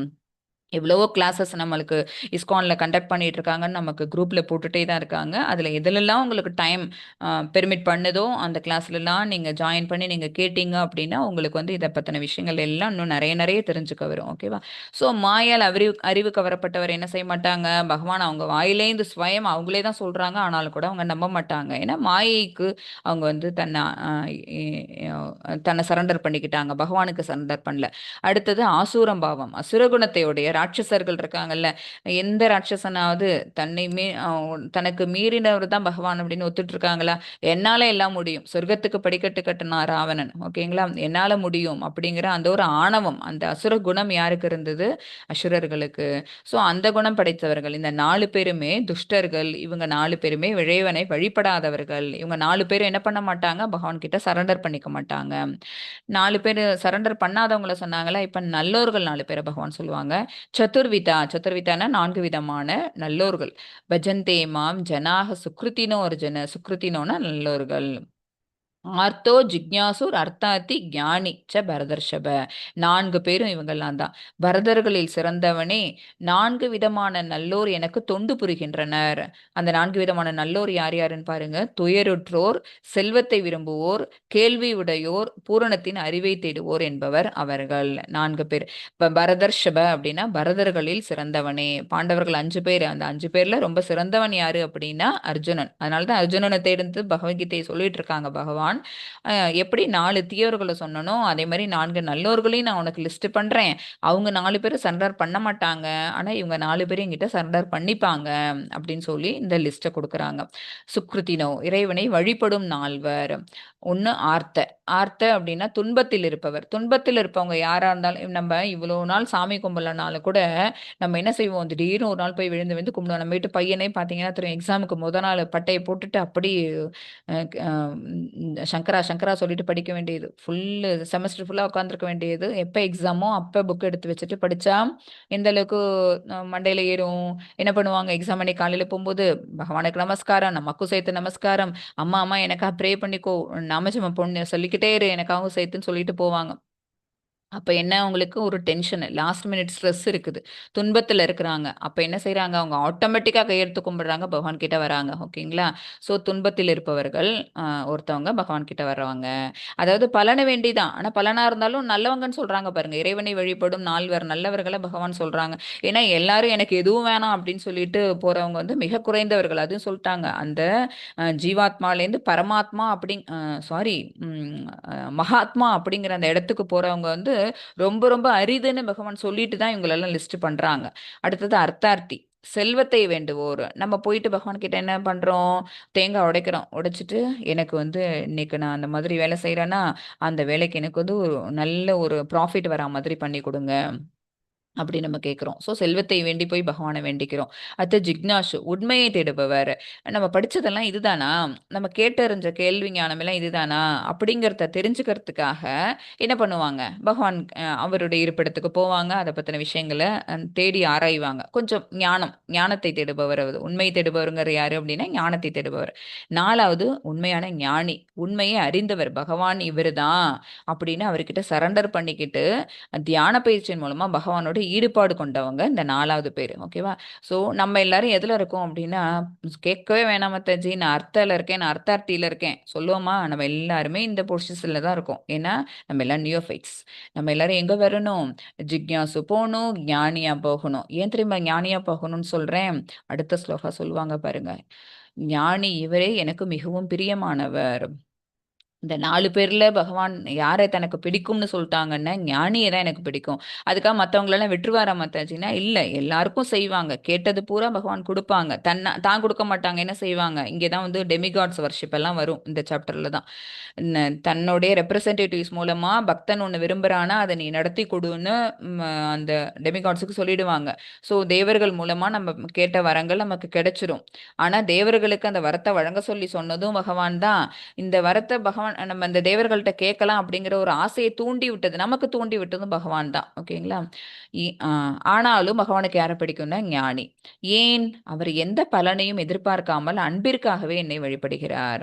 ஏக பக்தி இருக்கு அவங்க கிட்ட. என்ன இருக்கு, எனக்கு பணம் வேணும், செல்வம் வேணும், பொருள் வேணும், அழகான உடல் வேணும், நல்ல மனைவி வேணும், குடும்பம் வேணும், செல்வம் வேணும், இதெல்லாம் கேட்காம பகவான் மேல பக்தி செலுத்தி அவர் மேல அன்போட இருந்து அவரை பத்தி உண்மையை தெரிஞ்சுக்கணும்னு நினைக்கிறாங்க. அதனாலதான் ஞானின்னு பேர் அவங்களுக்கு. ஸோ அதனால பகவானுக்கு அவரை பிடிச்சிருக்குதான். நல்லோர்கள் 4 பேர்ல பகவானுக்கு பிடிச்சவங்க ஞானி. மற்றவர்கள் ஏதேனும் தேவையை முன்னிட்டு வருகிறார்கள், ஆனால் ஞானி எப்போதும் என்னுடன் இணைந்திருக்கிறார். மற்றவர்களுடைய தேவையை தான் நான் வந்து பூர்த்தி பண்றேன், நிவர்த்தி பண்ணி வைக்கிறேன். கேட்கறாங்கிறதுக்காக கொடுக்காம இல்லை. அதுல இப்ப இந்த இடத்துல இந்த கதையை சொல்றேன். ஆர்த்தி இருக்காங்களா, ஆர்த்த துன்பத்தில் இருப்பவர். இது என்ன அப்படின்னு பார்த்தீங்கன்னா, இன்னைக்கு ஏகாதசி. ஓகேங்களா? ஏகாதசி அன்னைக்கு ஏகாதசி பத்தி ஒரு கதை சொல்லாம இருக்க முடியுமா? துர்வாச முனிவர் உங்களுக்கு தெரியும். அதுக்கு முன்னாடி அம்பரீஷ மகாராஜா தெரியும். இந்த கதை எல்லாருமே படிச்சிருப்பீங்க, தெரியும். பட் அத வந்து உங்களுக்கு இன்னைக்கு சொல்றது விசேஷங்கிறதுனால சொல்றேன். அம்பரீஷ மகாராஜா அத்தனை ஏகாதசி விரதமும் ரொம்ப சிரத்தையா இருந்து பண்ணக்கூடியவர். பகவானுக்கான அத்தனை அனுஷ்டானங்களையும் கரெக்டா பண்ணிட்டு துவாதசி அன்னைக்கு பாரணம் பண்ணி தன்னோட விரதத்தை முடிக்கக்கூடியவங்க. ஓகேங்களா? பல ஆண்டு காலமா அவங்களோட அந்த ஏகாதசி விரதம் நடந்துட்டு இருக்குது. அத வந்து நம்மளால முடியாத ஒண்ணத்த அவர் செஞ்சுட்டு இருக்காரா, அவருடைய அந்த புகழ குறைக்கிறதுக்காக துர்வாச முனிவர் வருவாரு. தன்னுடைய இது சீடர்கள் அத்தனை பேரையும் கூட்டிட்டு வருவாரு. துவாதசி அன்னைக்கு காலையில வராரு. வந்துட்டு கரெக்ட்டா இவங்க என்ன பண்றாங்க, ஏகாதசி விரதம் இருந்துட்டு முடிச்சுட்டு துவாதசி பவர்ண பண்ண போறாங்க. அந்த நேரத்துக்கு வந்தோனே, நான் போய் கலந்துக்கோங்க அந்த விரதத்துல நீங்களும் கலந்துக்கோங்க, பூஜையில கலந்துக்கோங்கன்னு, நான் போய் நீராடிட்டு வரேன், நீங்க வெயிட் பண்ணுங்க அப்படின்னோனே, உடனே நீராடுறதுக்கு போன துர்வாசரும் அவரோட சீடர்களும் ஆ கொஞ்சம் லேட் பண்ணியே வராங்க. இவரு வெயிட் பண்ணி பார்க்குறாரு. பாழான நேரம் தாண்ட போகுது. அதுக்குள்ள நம்ம விரதத்த பிரேக் பண்ணாதான் புண்ணிய பலன் வந்து நமக்கு கிடைக்கும். ஏகாதசி விரத பலன் நமக்கு கிடைக்கணும் அப்படின்னா, பலனை எதிர்நோக்கி எந்த பக்தனும் பண்ணல. பட் சொல்லப்பட்டிருக்க கருத்து இதுதான். ஓகேங்களா? ஸோ, அதனால என்ன பண்றாங்க அப்டின்னா, சரி கொஞ்சமா நம்ம வந்து துளசி தீர்த்தம் அருந்திட்டு நம்மளோட பாரணைய முடிச்சுப்போம். துர்வாச முனிவர் வந்தோனே அவருகிட்டயும் தீர்த்தம் குடுத்துட்டு, அப்புறம் நம்ம எல்லாருமே விருந்து சாப்பிடலாம் அப்டின்னு அவங்க பண்ணியிருப்பாங்க. இது அவருக்கு துர்வாசருக்கு தெரிஞ்சிருது. பயங்கர கோவம் வந்துருது. நான் உனக்கு வந்து விருந்தினரா வந்தேன். விருந்தினரா வந்த எனக்காக நீ டயத்த வச்சுட்டு இல்லாம, நீ என்ன பண்ற? எனக்காக காத்திருக்காம நீ வந்து பாரணைய முடிச்சுட்டியா? அப்டின்னு சொல்லிட்டு, அவருக்கு அவ்ளோ கோவம் வந்துட்டு, அவர் என்ன செய்றாரு, தன்னுடைய ஜடாமுடி முனிவர்கள் எல்லாருமே ஜடாமுடி வச்சிருப்பாங்கல்ல, அதுலேருந்து ஒரு முடிய பிச்சு மந்திரத்த ஓதி தூக்கி போடுவாங்க. ஒரு பெரிய பூதம் ஒண்ணு கெளம்பும். அது உடனே இவருக்கு அம்பரீஷ மகாராஜாக்கோ பயமெல்லாம் ஒண்ணும் இருக்காது. ஏன்னா, அவர் தான் அவ்ளோ பெரிய விஷ்ணு பக்தராச்சே. அவரு என்ன செய்வாரு, ஒரு பகவான் விஷ்ணுனுக்கு துதிப்பாரு. இந்த மாதிரி ஒரு தடை வந்திருக்குதே, நான் உனக்கான விரதத்த இருந்து நான் பாரண பண்ணேன் கரெக்ட்டான நேரத்துல. ஆனா, எனக்கு இப்படி ஒரு தடை வந்திருக்குதே. வந்து அதித்திய கவனிக்க முடியாம இப்படி ஒண்ணு நான் என்ன பண்ண முடியும் அப்படின்னு வேண்டிட்டோன, உடனே பகவானோட சுதர்சன சக்கரம் கிளம்பி வருது பகவானோட கையிலேருந்து. வந்துட்டு அந்த பூதத்த அழிச்சிருது. அழிச்சதோட இல்லாம துர்வாசர விரட்டுது. துர்வாசர் வந்து இங்க ஓடுறாரு, அங்க ஓடுறாரு, ஒரு ஒரு லோகமா ஓடுறாரு. பிரம்மாட்ட போய் கேட்கிறாரு, அ சிவபெருமான்ட்ட போய் கேட்கிறாரு. பிரம்மா, சிவன் ஒண்ணா, அப்புறம் விஷ்ணு லோகத்துக்கு போய் விஷ்ணுகிட்டயும் கேட்கிறாரு. விஷ்ணு சொல்லிடுறாரு, என் கையிலேருந்து ஒன்ஸ் புறப்பட்ட அந்த சுதர்சனமானது வந்து பக்தனுக்காக புறப்பட்டது. ஸோ பக்தனுடைய குறை தீர்ற வரைக்கும் இது வந்து என் கைக்கு திரும்ப வந்து சேராது. நீ போய் அவனே சரணடை அப்படின்னோன, மறுபடியும் வந்து துர்வாசர் எங்க விழறாராம், இவன் பரிஷ் சாரி அ அம்பரீஷனோட கால்லயே வந்து விழறாரு. அ இது நடக்கிறதுக்கு 1 வருஷம் ஆயிடுது. ஓகேங்களா. அடுத்த ஏகாதசியே வந்துருது.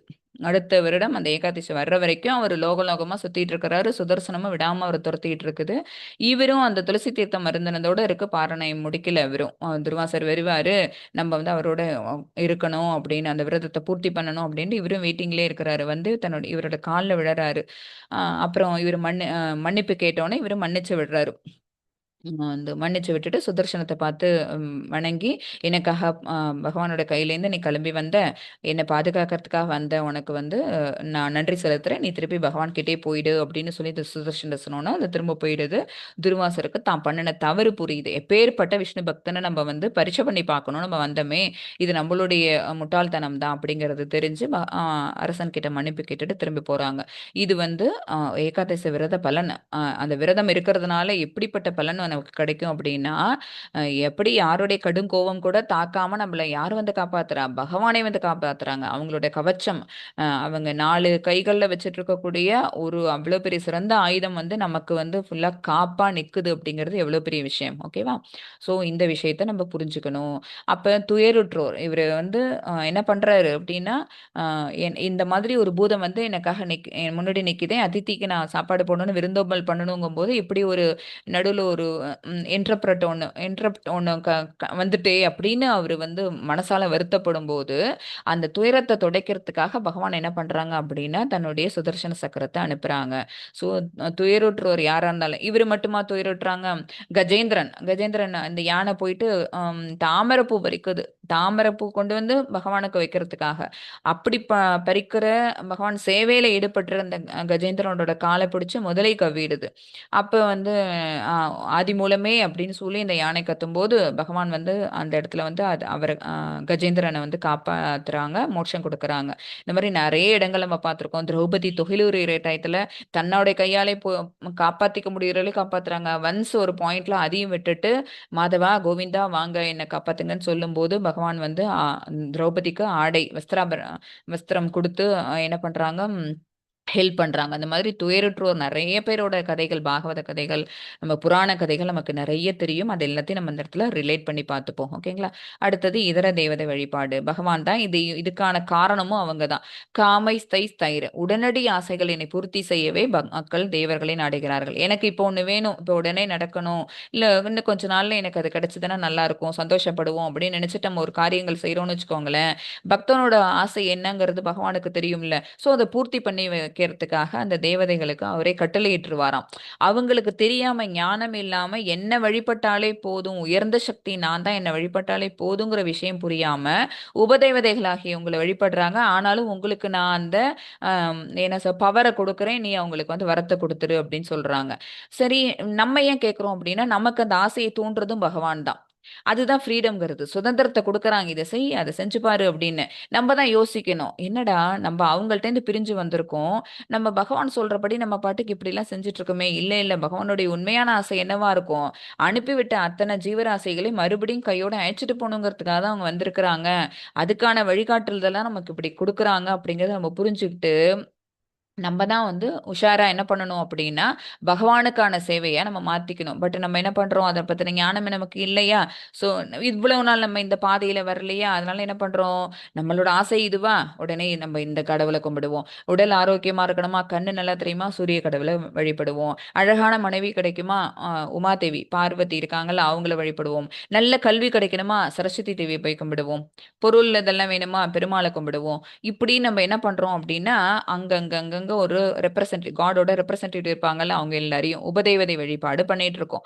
அந்த வந்து பலம். அந்த பலம் அப்படிங்கிறது என்ன அப்படின்னா, அந்த ஃப்ரூட். நம்ம எது செஞ்சோம்னாலும் அதுக்கான ரிசல்ட் அத வந்து தேவர்கள் மூலமா நமக்கு வழங்கிடுறாங்க. தேவர்களால் அளிக்கப்படும் வரங்கள் தற்காலிகமானவை. ஏன் மாதாஜி தற்காலிகமானவை? தேவர்கள் எல்லாருமே பகவானோட ரெப்ரசன்டேட்டிவ் தானே சொன்னீங்க அப்படின்னா, அந்த தேவர்கள் எல்லாரும் எங்க இருக்காங்க? நம்மளோட இந்த பௌதீக உலகத்துல தான் இருக்கிறாங்க. ஓகேங்களா? நம்ம இருக்கக்கூடிய இந்த பிரபஞ்சத்துக்குள்ள தான் கொஞ்சம் உயர் கிரகத்துல இருக்கிறாங்க. நம்ம எல்லாம் பூமியில இருக்கிறோம் அப்படின்னா, அவங்க தேவ உலகத்துல இருக்கிறாங்க. ஆனாலும் அவங்க எல்லாம் எங்க அப்படின்னா, பகவான்கிட்டேருந்து பிரிஞ்சு வந்த இந்த பௌதீக உலகம், தாழ்ந்த இயற்கையில தான் அவங்க எல்லாமும் இருக்கிறாங்க. ஸோ நம்மளுக்கெல்லாம் எப்படி ஒரு நாள் வந்து எக்ஸ்பைரி டேட் இருக்கோ, அந்த மாதிரி எல்லாருக்கும் ஏன் பிரம்மாவுக்கு எக்ஸ்பைரி டேட் இருக்குன்னு சொல்லியிருக்காங்க. 100 ஆண்டுகள் தான் அவரோட ஆயுட்காலம். ஓகேவா? ஏன்னா முதல் ஜீவாத்மா பிரம்மா தான். அவங்களுக்கே எண்ட் டேட்ன்னு ஒண்ணு இருக்கும்போது, தேவர்களுக்கெல்லாம் நிச்சயமா உண்டு. அதனால தான் அவங்களால அளிக்கப்படும் வரங்கள் தற்காலிகமானவைன்னு இங்க போட்டிருக்கு. புரிஞ்சுக்கணும். நம்ம வேர்டு ஒண்ணொண்ணுமே நம்ம கரெக்ட்டா புரிஞ்சுக்கணும். உண்மையில் தேவர்கள் மீதான நம்பிக்கையையும், வரங்களையும் வழங்குபவர் கிருஷ்ணரே. ஏன்னா, நமக்கு தெரியாத எங்கேயோ இருக்கக்கூடிய பகவானோட நம்ம வந்து அந்த கனெக்டிவிட்டி ஏற்படுத்திக்கிறதுக்கு நம்ம வந்து என்ன பண்ணுவோம், ஒத்துக்க மாட்டோம். ஆரம்ப கட்டத்துல இருக்கும்போது, ஒரு பக்தன் ஆரம்ப கட்ட பக்தனா இருக்கும்போது, நமக்கு வந்து நெறைய தடைக்கற்கள் சுத்தி இருக்கும். எல்லாம் வந்து நம்மள என்ன பண்ணும், குழப்பும். அப்ப நம்ம என்ன செய்ய மாட்டோம், அங்க இருக்கிறாரா? அவ்வியக்தமா இருப்பாரோ? கண்ணுக்கு தெரியாத அருவமா இருப்பாரோ? அப்படிங்கிற குழப்பங்கள்லாம் இருக்கும். அதனால பகவான் என்ன செய்றாங்க, இந்த மாதிரி மத்த உபதேவதைகள அத்தன பேரையும் கண்ல காமிச்சு, இவங்க மேல நம்பிக்கைய உண்டு பண்றாங்க. நம்மளும் என்ன பண்றோம் அப்படின்னா, அவங்களுக்கான வழிபாடுகள நடத்தி, நம்ம அவங்கள்ட்ட நம்மள கேட்கக்கூடிய அ ஆசைகள வச்சோம்னு வச்சுக்கோங்களேன், அவங்க அந்த ஆசை எல்லாத்தையும் பூர்த்தி பண்ணிடுறாங்க வரத்த குடுத்து. நம்மளும் திருப்தி அடைஞ்சிடுறோம். ஸோ, உண்மையில் தேவர்கள் மீதான நம்பிக்கையையும், வரங்களையும் வழங்குபவர் யாரு? கிருஷ்ணரே. பகவான் தான் அந்த வரங்கள அவங்க மூலமா குடுக்குறாங்க. இதுலேருந்து நமக்கு தெரிஞ்சுக்க வேண்டிய பாயிண்ட் என்ன தெரியுமா? நம்மளோட டேக் அவே மெசேஜ் என்ன தெரியுமா? நம் இவ்வளோ நாள் நமக்கு தெரியாம நம்ம இந்த தேவர்கள் வழிபாடு ஒண்ணும் குறைந்தது கிடையாது. எந்த விதத்திலயும் குறைந்தது கிடையாது. ஆனா நம்ப இவ்வளோ நாள் பண்ணுனோம். இந்த ஞானம் தெரியறதுக்கு முன்னாடி வரைக்கும். இப்ப நமக்கு தெரிஞ்சிருச்சா? அப்ப நம்ம என்ன செய்ய வேண்டாம், கிளைகளுக்கு நீர் ஊட்ட வேண்டாம். வேருக்கு நீர் ஊட்டணும். வேர் யாரு அப்படின்னா, மூலம் யாரு அப்படின்னா பகவான். நம்ம இவ்வளோ நாள் என்ன பண்ணிட்டு இருந்தோம் அப்படின்னா, கிளைகளுக்கும், இலைகளுக்கும், கொடிகளுக்கும் நீர் ஊத்திட்டு இருந்தோம். இத பாருங்க, மரத்தின் வேருக்கு நீர் ஊற்றினால் கிளைகளும், இலைகளும் செழிக்கும். கிருஷ்ணரே வேர், தேவர்கள் இலைகள் மற்றும் கிளைகள். ஓகேவா? நம்ம என்ன பண்ணணும் இவ்வளோ நாளா? தேவர்களுக்கு பூஜை பண்ணணும். தேவர்களுக்கு நம்ம ஹோமம் பண்ணி, வேள்வி பண்ணி அவங்களுக்கு அவிர்வாகம் கொடுத்தோம். அப்ப அவங்கலாம் யாரு அப்படின்னா, ஒரு மரத்தின் இலைகள் மற்றும் கிளைகள். ஒரு மரம் செழிச்சு வளரணும்னு வச்சுக்கோங்களேன், தண்ணி எங்க போடுவீங்க நீங்க? இலையில போய் தண்ணிய நம்ம போடுவோமா? கிளையில போடுவோமா? எங்க போடுவோம்? கீழ வேர்ல தான் போடுவோம். அந்த வேர்ல போட்டா தான் வேரும் நல்லா ஸ்ட்ராங் ஆயி அடியில பரப்பி அந்த அ அ நிக்கும் அந்த மரம். ஸ்டட்டியா இருக்கும். அப்புறம் அதோட ஸ்டெம்மும் நல்ல தடிமனா வளரும். நெறைய கிளைகளையும், இலைகளையும் செழிப்பா அது வளர செய்யும். ஸோ எங்க தண்ணி ஊத்துறது உத்தமம்? வேருக்கு நீர் ஊற்றுவது உத்தமம். அப்ப பலன் வந்து எல்லாருக்கும் கிடைக்கும். கிருஷ்ணரை வழிபடல் அனைத்து தேவர்களையும் திருப்திப்படுத்தியதாகிறது. ஸோ இங்க தண்ணி ஊத்துனீங்கன்னா, எல்லா தேவர்களையும் நம்ம தனியா ஒரு தேவர கும்பிட்டா கூட நமக்கு வந்து சூரிய கடவுளுக்கு நம்ம வழிபாடு செஞ்சோம்னு வச்சா, சூரியன மட்டும் தான் நம்ம திருப்திப்படுத்த முடியும். சரஸ்வதி தேவிக்கு நம்ம வழிபாடு ஆராதனை பண்ணோம்னா, அவங்கள மட்டும் தான் நம்ம திருப்திப்படுத்த முடியும். ஆனா பாருங்க, கிருஷ்ணரை வழிபட்டால் அனைத்து தேவர்களையும் திருப்திப்படுத்தியதாகிறது. தேவர்கள் இறைவனின் நிர்வாகிகள், இறைவன் அல்ல. ஓகேங்களா? அவங்க எல்லாருமே யாரு அப்படின்னா, பகவான் கிட்டேருந்து பிரிஞ்சு வந்திருக்கக்கூடிய நம்மள மாரியான சக்திகள் தான்.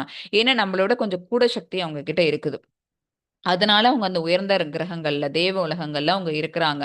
மத்தபடி அவங்களும் என்ன அப்படின்னா டெம்பரவரி தான். பகவானால அவங்களுக்கு கொடுக்கப்பட்ட அந்த உடல் டெம்பரவரி தான். அவங்களுக்கு கொடுக்கப்பட்ட அந்த சக்தியும் டெம்பரவரி தான். சரியா? இதை புரிஞ்சுக்கிட்டு நம்ம என்ன செய்யணும்? வேருக்கு நீர் ஊற்றுறதுக்கு நம்ம பழகணும். இறைவன் உருவமற்றவளா அது உருவம் கொண்டவரா? நம்ம இந்த சாப்டர் படிச்சதுனால நமக்கு என்ன ஒரு இப்ப கன்ஃபியூஷன் வந்தது? அவர் அவ்யக்தமா தோன்றாத ஒரு சக்தியா அவர் இருக்காங்களா? இல்ல அவங்களுக்குன்னு உருவம் உண்டா? அப்படிங்கிற டவுட் வரும். அறிவு குறைந்தவர்களே நான் உருவமற்றவன் என்று நினைக்கிறார்கள். ஓகேவா? ஞானம் இல்லாதவங்க. நான் ஒரு நபர். எனக்கு அழிவற்ற உன்னதமான உருவம் உண்டு. சத்து சித்து ஆனந்த ரூபம். பகவானோட ரூபம் எப்படி இருக்குமா? நான் சத்து சித்து ஆனந்த ஆனந்த. ஓகேங்களா? அந்த சத்தும் சித்தும் என்ன அப்படின்னு பார்த்தீங்கன்னா எப்பவுமே நிலைத்திருக்கக்கூடிய எட்டர்னல் உண்மையான பூரணமான அப்படின்னு அர்த்தம். அழிவற்ற அந்த உடல் ஆனந்தமயமான உடல் பகவானுக்கு உண்டு. சூரியனை பார்க்காமல் சூரிய ஒளியை மட்டும் பார்ப்பது முழுமையான அறிவல். சூரியனை நான் பார்த்துட்டேன்னா எங்க பார்த்தேன் அப்படின்னா இங்க பார்த்தேன் அப்படின்னு நம்ம என்ன பண்றோம்? ஜன்னலையும் கீழே விழுற ஷேடோவையும் காமிச்சோம்னு வச்சுக்கோங்களேன். அது கிடையாது. சூரியனை எங்க பார்க்கணும்? அதோட அந்த கோல் அந்த வட்டம் அதுதான் அப்படின்னு பார்த்து அதுக்குள்ள சூரியன் இருக்கிறாருங்கிறத ஆனா நம்மளோட புறக்கண்களால் அதை பார்க்க முடியுமானா அதோட வெளிச்சம் நம்மளோட கண்ணை கூச செய்யும். அதனால அது மேலேந்து வரக்கூடிய இந்த சூரிய கதிர்களை பார்த்து நான் சூரியனை பார்த்துட்டேன்னு சொல்லுவோம். அது முழுமையான அறிவு இல்லை. அதே மாதிரி தான் பகவானை உணர்ந்துட்டேன் அப்படின்னு நம்ம சொன்னோம்னா இப்படி உணர்ந்தா இது தவறு. பகவான் வந்து தோன்றாதவர் கிடையாது, உருவமற்றவர் கிடையாது. அவருக்கு உருவம் உண்டு. மிக அழகிய ரொம்ப ரொம்ப அழகான சௌமிய வப்பூர்னு சொல்லுவாங்க. பகவானுடைய உருவம் அவ்வளோ அழகா இருக்கும். முழுமையான அறிவு. வாசுதேவ சர்வம் இத்தீச்ச மகாத்மா சுத்துர்லப. ஸோ வாசுதேவ் இந்த இதுவே உங்களுக்கு புரிஞ்சிருக்கும். மகாத்மா அப்படின்னா அந்த ஜீவாத்மால மிக உயர்ந்த ஒரு ஆத்மா. அவங்க ரொம்ப கஷ்டம் கண்டுபிடிக்கிறது ரொம்ப கஷ்டம். எப்படி அவங்க அந்த மகாத்மா வந்து எப்படி பகவான் அந்த வேர்டு ஜீவாத்மாங்கிறது மகாத்மான்னு எப்படி மாறினாங்கன்னா வாசுதேவம் சர்வம் இத்தி அவர் தான் எல்லாமே அப்படின்னு யார் என்ன சரண்டர் பண்றாங்களோ அவங்க தான் மகாத்மா. ஆனா அப்படி கிடைக்கிறவங்க ரொம்ப கஷ்டம். பல பிறவிகளுக்கு பிறகு அப்ப லாஸ்ட் சாப்டர்ல நம்ம பார்த்தது ஒரு பிறவி அது முடிஞ்ச உடனேயே அது அந்த எண்ணத்துல நிறுத்திட்டு போனோமோ அந்த பாயிண்ட்ல இருந்து ஸ்டார்ட் பண்ணி அதுல இருந்து கொஞ்சம் ஏறி போவோம். அப்புறம் அதுல நம்மளோட அந்த அந்த உடலுக்கு ஒரு முடிவுன்னு கிடைக்கும் போது அடுத்த பிறவி எடுக்கும் போது அந்த பாயிண்ட்ல இருந்து ஸ்டார்ட் பண்ணி ஒரு அப்ப பல பிறவிகளை கடந்து கடந்து கடந்து என்ன ஆகும்? ஏதோ ஒரு பாயிண்ட்ல செர்டைன் பாயிண்ட்ல நம்ம ஞானி ஆயிடுவோம். ஞானி என்னை எல்லாவற்றிற்கும் காரணமாக அறிந்து சரணடைகிறார். அத்தகைய மகாத்மா கிடைப்பது மிக அரிது. ஸோ எடுத்த அந்த ஒரு பிறவிலேயே நமக்கு இந்த மோட்சம் கிடைக்குமா? இந்த மாதிரியான பகவானோட நம்ம அந்த மாதிரி போயிட்டு அவங்களோட பகவானுடைய திருவடி தாமரையில போய் தஞ்சம் புக முடியுமா அப்படின்னா அது நடக்கிறதுக்கு வாய்ப்பு கிடையாது. என்ன பண்ணிக்கலாம்? நம்மளால சரண்டர் பண்ணிக்க இப்ப முடியும். சரண்டர் பண்ணிக்கிட்டு பகவானோட நம்ம ஒரு உறவை மேம்படுத்திக்கிட்டோம்னு வச்சுக்கோங்களேன். எப்படி அம்மா அப்பா குழந்தை அப்படின்னு அப்புறம் கணவன் மனைவி இந்த மாதிரி நம்ம உறவு இருக்குல்ல. ஃப்ரெண்டு அப்படின்னு ஒரு இருக்கு. அப்புறம் எஜமானன் சேவகன் அப்படிங்கிற உறவு இருக்கு. அப்புறம் பகவான் பக்தர் அப்படிங்கிற உறவு இருக்கு. இந்த மாதிரி ஏதாவது ஒரு உறவு முறையில் 5 விதமான உறவு முறைகள் இருக்கு. ரசங்கள்னு சொல்லுவாங்க. இந்த ரசத்துல ஏதோ ஒரு ரசத்தை நம்ம பகவானோட கனெக்ட் பண்ணிக்கிட்டு அந்த பிணைப்பு மூலமா நம்ம பகவானோட அட்டாச் ஆகி போக முடியும். அத்தகைய மகாத்மா கிடைப்பது மிக அரிது. பகவான் சொல்றதுதான் முடிவு. ஜடத்தை விட்டு மாயையை கடந்து கிருஷ்ணரை அறிவதே வாழ்வின் லட்சியம். நம்மளுடைய வாழ்வின் லட்சியமா நம்ம எடுத்துக்க வேண்டியது இன்னைக்கான டேக்அவே மெசேஜ் இதுதான். ஸோ மாயை என்ன அப்படிங்கிறத பகவான் சொல்லிட்டாங்க. குணங்கள் சார்ந்தது தான். குணங்களை தவிர்த்து நம்ம நிர்குணவாதியா நம்ம நின்னோம் அப்படின்னா நிச்சயமா நம்ம நிக்கிற இடம் என்ன அப்படின்னா வாசுதேவ தலம்னு சொல்லுவாங்க. பகவானுடைய இருப்பிடம் அது வாசுதேவ தலம். அப்ப நம்மளும் ஞானி. அப்ப பகவானை நம்மளால என்ன பண்ண முடியும்? ரொம்ப சீக்கிரம் விடுதலை அடைந்த ஆத்மாவா நம்மளும் மாறி பகவானுடைய நித்திய இருப்பிடமான இந்த கோலோக விருந்தாவனத்துக்கு பயணம் செய்ய முடியும். பச்சத்தத்துவ மகாமந்திரா ஜெய் ஸ்ரீ கிருஷ்ண சைத்தன்ய பிரபு நித்யானந்த ஸ்ரீ அத்வைத கதாதர ஸ்ரீவாசாதி கௌரபக்த விருந்தா. ஹரே கிருஷ்ணா கிருஷ்ணா கிருஷ்ணா ஹரே ஹரே ஹரே ராமா ராமா ராமா ஹரே ஹரே. वंशकल्पतरुभ्यश्च कृपासिन्धुभ्येव च पतितानां पावनेभ्यो वैष्णवेभ्यो नमो नमः. अनंत कोटि वैष्णव वृंद की जय. अनम्यूट பண்ணி சொல்லுங்க. ஜெய். अनंत कोटि भक्त वृंद की जय. जय श्रील प्रभुपाद की जय नामाचार्य हरिदास ठाकुर की जय हरे कृष्णा महामंत्र की जय श्री चैतन्य महाप्रभु की जय भगवत गीता और भागवत ग्रंथों की जय श्री श्री राधा गोविंद की जय जय अयोध्या श्री राम लल्ला की जय जय गौर प्रेमानंदे हरि हरि हरि बोल हरि बोल। हरि हरे हरि कृष्णा बोल। सर्वं श्री कृष्णार्पणमस्तु हरे कृष्णा।